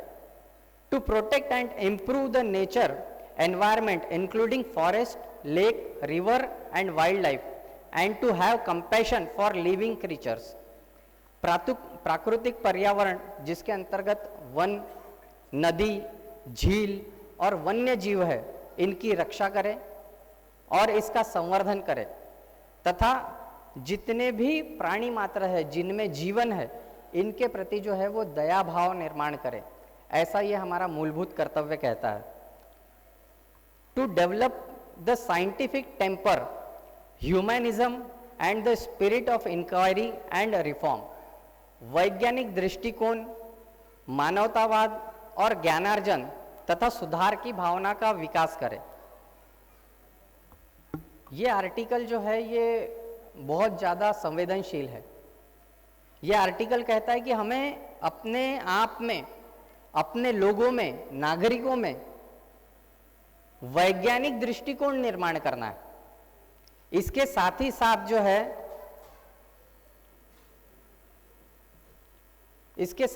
जो है ये मानवतावाद के तरफ भी हमको ले जाता है आर्टिकल, कि हमें मानवतावाद जो है वो एक दूसरे में प्रस्थापित करना है और ज्ञानार्जन हासिल करना है। आज का विषय है नागरिकता, मूलभूत अधिकार और कर्तव्य।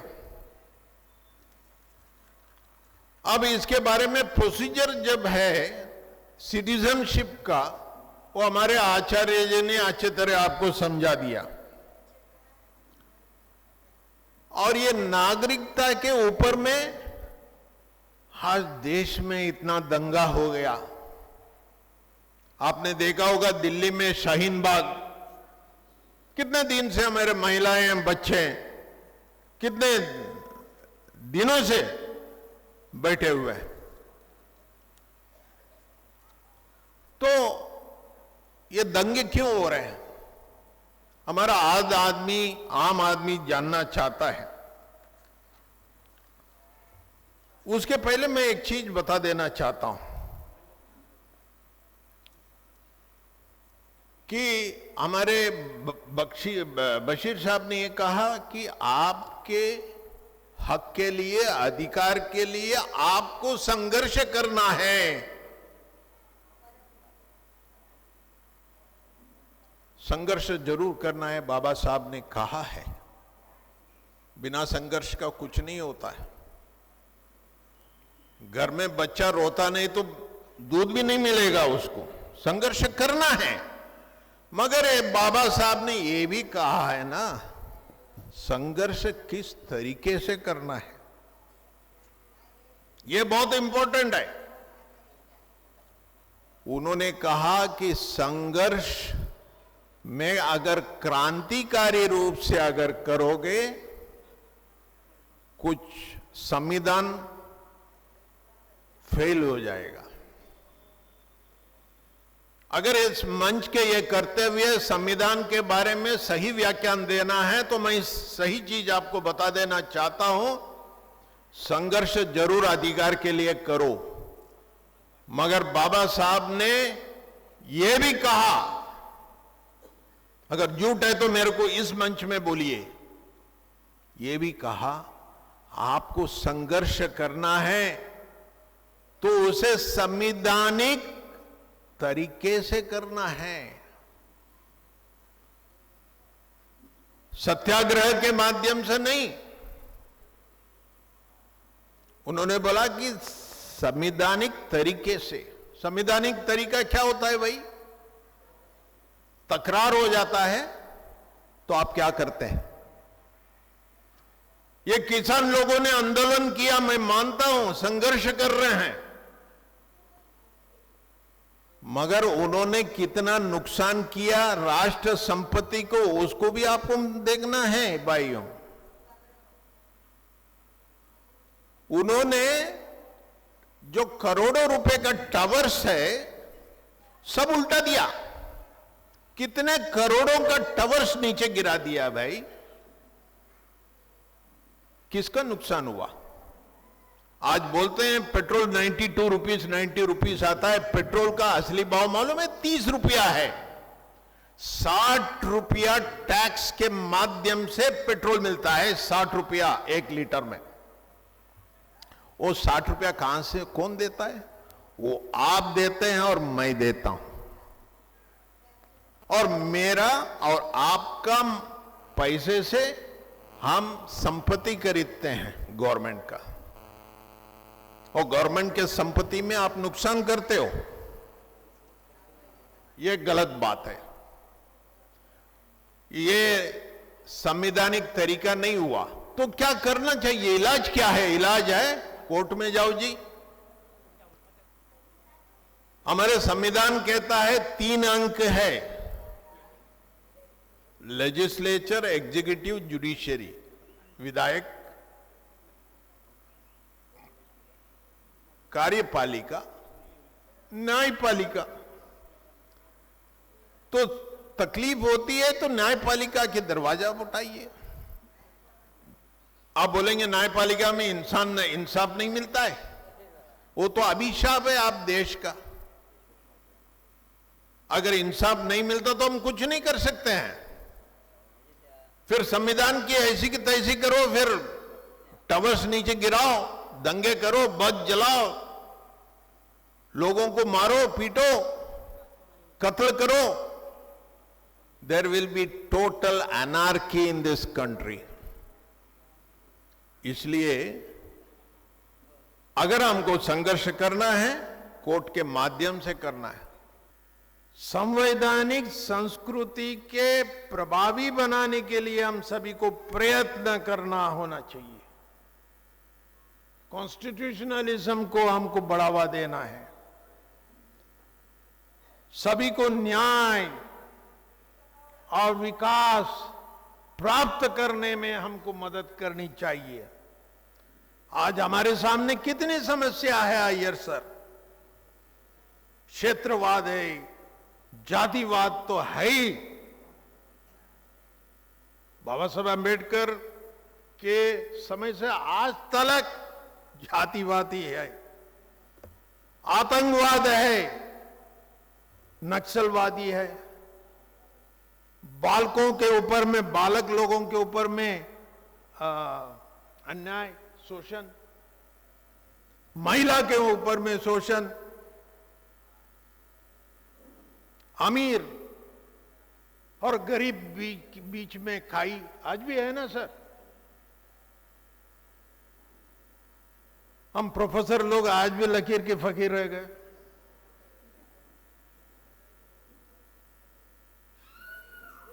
बेरोजगारी की समस्या है हमारे बीच में। महिलाएं कह रही है बढ़ती हुई महंगाई भी है, इत्यादि इत्यादि। क्या प्रश्न ये उठता है कि हमारे भारत देश में रहने वाले इन समस्याओं की मूल को समझने की कोशिश कर रहे हैं? क्या हम हमारी समस्याओं को ठीक ढंग से समझ रहे हैं? स्थायी रूप से इस समस्याओं को सुलझाने के हम प्रयत्न कर रहे हैं? संविधान में दिए हुए कानून द्वारा स्थापित प्रक्रिया को पालन कर रहे हैं? मालूम नहीं। तो इस प्रक्रिया को पालन करते समय में उस मूल भावनाओं को ख्याल रख रहे हैं कि नहीं? हमें खुद भी सोचना होगा कि संवैधानिक प्रावधानों के प्रभावी बनाने के लिए हमारा योगदान क्या रहा है। क्या साल में एक बार मंच में भाषण देने से हो जाएगा कानेकर जी? ऐसे साल में कम से कम 8-10 बार आपको लेना पड़ेगा। हमारा कार्यकर्ता बेचारे क्या करेंगे?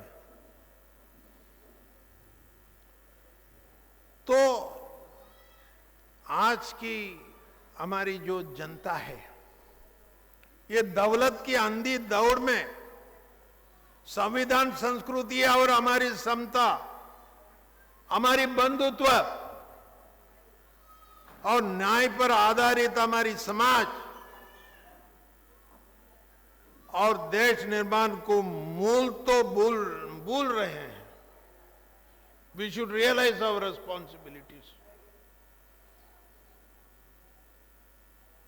है ना?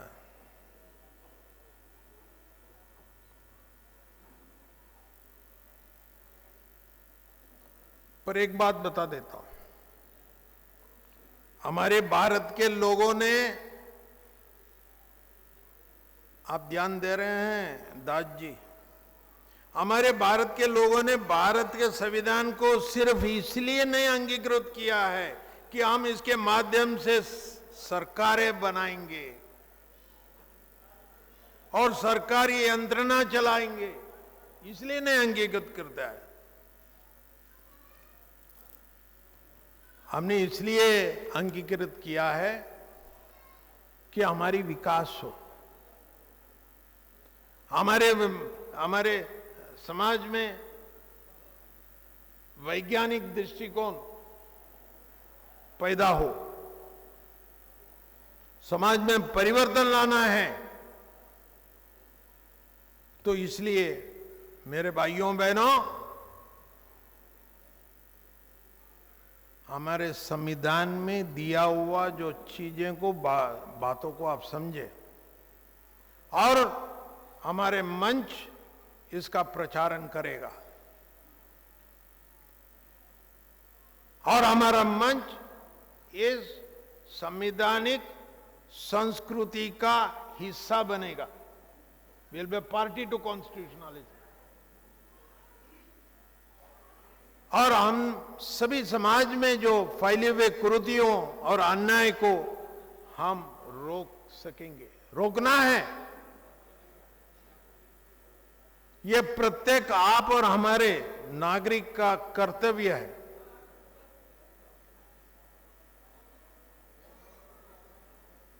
क्योंकि हमारे देश के अंदर में ऐसे ऐसे क्षेत्र हैं जहां विकास की जरूरत है,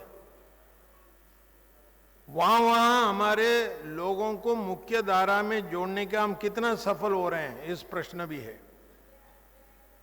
इसलिए मैं बार बार ये कहता हूं, let us promote fraternity. Fraternity, बंधुत्व हमारा मंत्र है।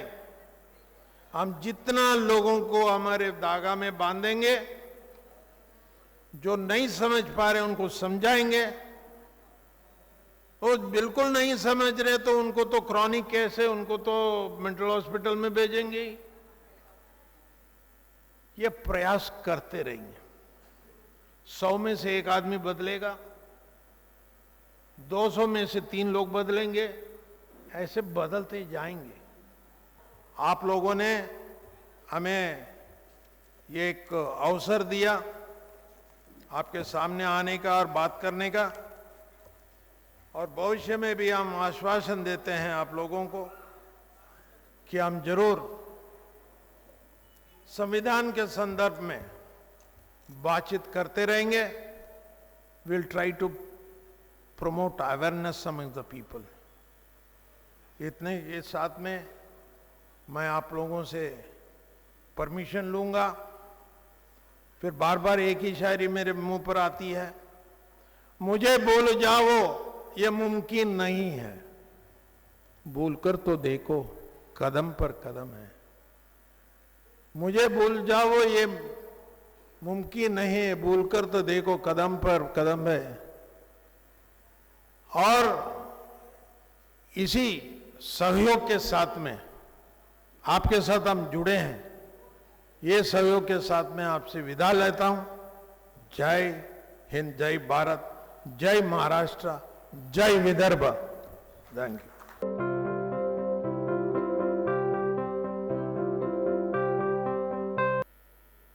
त्या संविधानातील प्रत्येक बारीक सारीक गोष्टीवर अविरत चर्चा घडवून आणण्याची एक जबाबदारी कानेकर सरांनी स्वीकारली. आणि महाराष्ट्रातल्या कानाकोपऱ्यात संविधानाचा अभ्यास करणारी, संविधानाचं मार्गदर्शन करणारी मिळतील ती माणसं त्यांनी शोधून आणलीत. हे या कार्यक्रमाचं खरं वैशिष्ट्य आहे. या कार्यक्रमाच्या अनुषंगाने जवळजवळ 3 वर्षपर्यंत मला एक सांस्कृतिक कार्यक्रम करण्याची संधी मिळाली. कवी म्हणून मी माझ्या कविता सादर केल्या. कविता संमेलनाचा अध्यक्ष म्हणूनही तो बहुमान कानेकरांनी मला दिला. हे फक्त कानेकर सरच घडवू शकतात. कारण या सांस्कृतिक कार्यक्रम सादर करत असताना त्यांनी मागच्या वर्षीपर्यंत, फक्त एक मागच्या वर्ष जर सोडला तर त्याच्या आदल्या वर्षीपर्यंत सलग 3 वर्ष मी या ठिकाणी 3 अंकी नाटकाचं सादरीकरण केलेलं होतं. ज्यात अनेक मोठ्या मान्यवरांनी आपल्या नाटका जशा सादर केल्यात, चांदणी शिंपीत जा, रायगडाला जेव्हा जाग येते,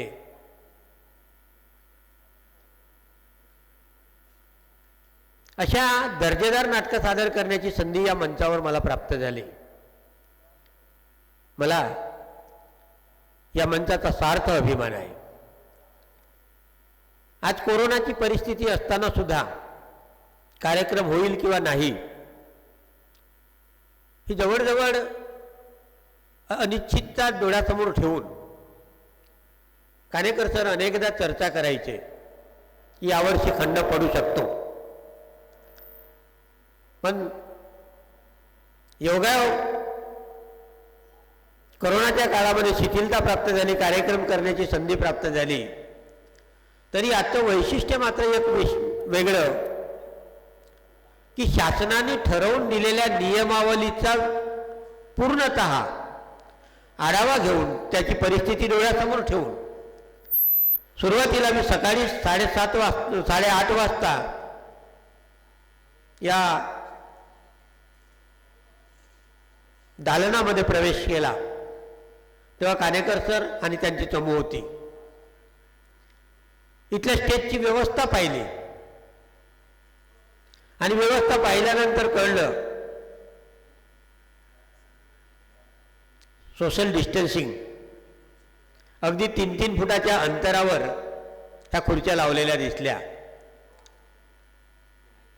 ही दूरदृष्टी एक वैशिष्ट्यपूर्ण कानेकर सरांनी या ठिकाणी हाताळली. आणि याही परिस्थितीत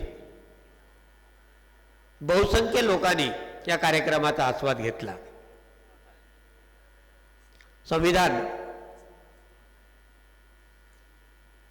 म्हणजे देश चालवण्याची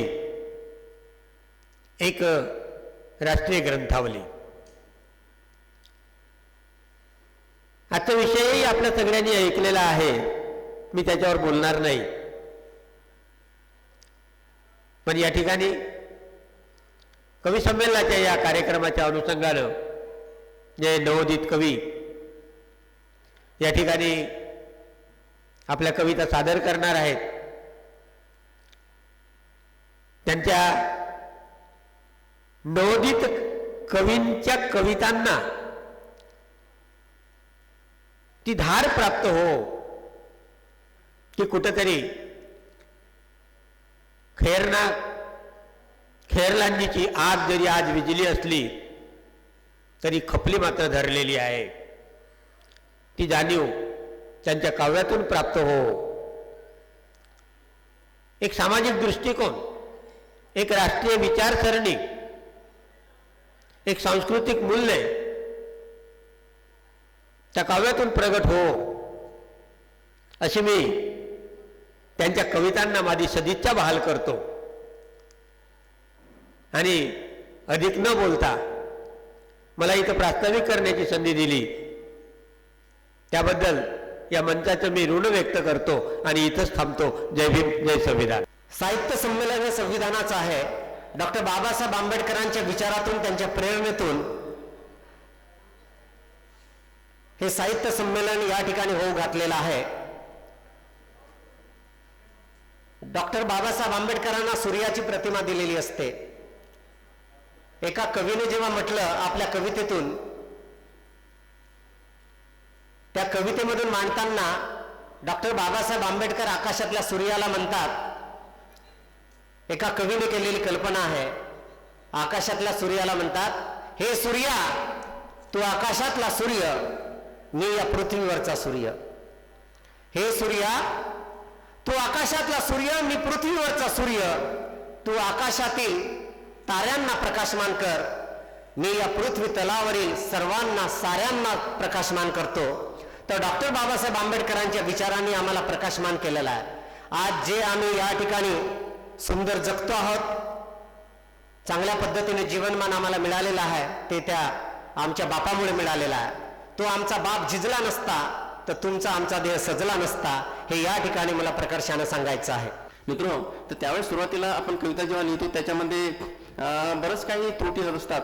मी शगाव इंजिनिअरिंगला असताना त्या एका प्राध्यापकाकडे गेलो होतो, त्याने बऱ्याच चूक काढल्या होत्या. परंतु जेव्हा जेव्हा आपण म्हणजे अनुभव घेतो, जीवनाचे अनुभव येतात, तसं तसं आपल्याला मॅच्युरिटी येते, प्रगल्भ येत असते. आणि त्यानुसार मग आपल्यामधला जो कवी आहे तो कवी मोठा होत असतो. कवितेनं काही घडत नाही, कवितेने जग घडते. कविता असो, लेखन असो, त्याच्यामध्ये सामाजिक परिवर्तनाची ताकद असते. आणि मग आपलं जे साहित्य आहे हे आंबेडकरवादी जे साहित्य आहे, बाबासाहेबांच्या विचारावर आधारलेलं साहित्य आहे. संघर्ष हा आमच्या कवितेचा प्राण आहे, संघर्ष हा आमच्या कवितेची जननी आहे. आणि म्हणून आमच्या साहित्यामध्ये हा संघर्ष आहे, बाबासाहेबांच्या विचारांची स्फूर्ती आहे, स्वातंत्र्य, समता, बंधुता आहे, न्यायाची भावना आहे. आणि गेल्या 2500 वर्षापासून आपल्या दलित समाजाचं, सर्व समाजाचं ज्या मनुवादी वर्णव्यवस्थेने मनुवादी मनोव्यवस्थेचे शोषण केलेलं आहे, ह्या प्रस्थापित समाजाने जे शोषण केलं आहे, त्या शोषणाविरुद्ध आवाज उठवण्याचं काम आपल्या दलित आंबेडकरवादी कवितेने केलेलं आहे. म्हणून कवितेला अनन्यसाधारण महत्त्व आहे. वामन निंबाळकर आपल्या कवितेमध्ये म्हणतात, शब्दांनीच पेटतात घरेदारे देश आणि माणसे सुद्धा. एवढी ताकद या कवितेमध्ये आहे. आणि वामन निंबाळकरांची जी माय कविता जी आहे मित्र हो, ती कविता अजूनही डोळ्यामध्ये पाणी आणते. लोकनाथ कविवर्य यशवंत यांची कविता त्या काळात खूप गाजली होती. आई म्हणून कोणी आईस हाक मारी, स्वामी तिन्ही जगाचा आई विना भिकारी. ही कविता जेव्हा आम्हाला 12वीला शिकवल्या जायची, आमचे राजन जायस्वाल सर त्यावेळेस आम्हाला शिकत होते. आणि त्यानंतर ही माय कविता गेल्यानंतर पुन्हा दुसरी माय कविता आली. ही माय कविता म्हणजे वामन निंबाळकरांची होती. त्यांची आई पाहायला काळीकुट्ट होती, ती मोड्या आणायची, विकायची आणि त्याच्यावर म्हणजे सर्व कुटुंबाचं गुजराण करायची. म्हणून त्या कवितेमध्ये म्हटलेलं आहे की शोधते माझी नजर माय आता मी उदास होतो. वामन निंबाळकर आपल्या कवितेमध्ये म्हणतात, शोधते माझी नजर माय आता मी उदास होतो. दिसता क्रूस मोडीवाली मोडी तिची विकत घेतो. दिसता क्रूस मोडीवाली मोडी तिची विकत घेतो. म्हणजे कवीने आपल्या आईबद्दल किती प्रेम होतं हे त्या कवितेमध्ये सांगितलेलं आहे. मित्रांनो, आपण लिहित असलो पाहिजे आणि एक दिवस आपली कविता प्रगल्भ होणार आहे. आज म्हणजे ते कोवळी कडी आहे, उद्या ते फूल होणार आहे. आज छोटंसं झाड आहे, उद्या ते वटवृक्ष होणार आहे. त्याच्यामुळे कवी लोकांनी याबद्दल म्हणत मला नाराजी व्यक्त करता कामा नये. या संमेलनाच्या निमित्तानं जे काही नवीन कवी आहेत त्या संपूर्ण नवीन कवींना मी या ठिकाणी त्यांना शुभेच्छा देतो. आणि मित्र, आपण लिहित द्यायला पाहिजे. बाबासाहेब म्हणतात की आपली लेखणी आपल्यापुरती मर्यादित ठेवू नका. आपल्या गावकोसाबाहेरचा जो समाज आहे या समाजाच्या उत्थानासाठी, या समाजाच्या प्रबोधनासाठी आपली लेखणी आपण वापरली पाहिजे असं साहित्यिकांना उद्देशून बाबासाहेब म्हणतात.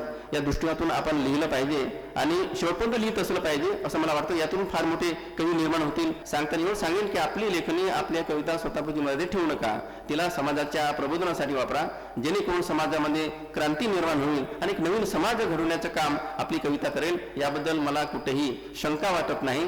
जय भीम, जय हिंद, जय भारत.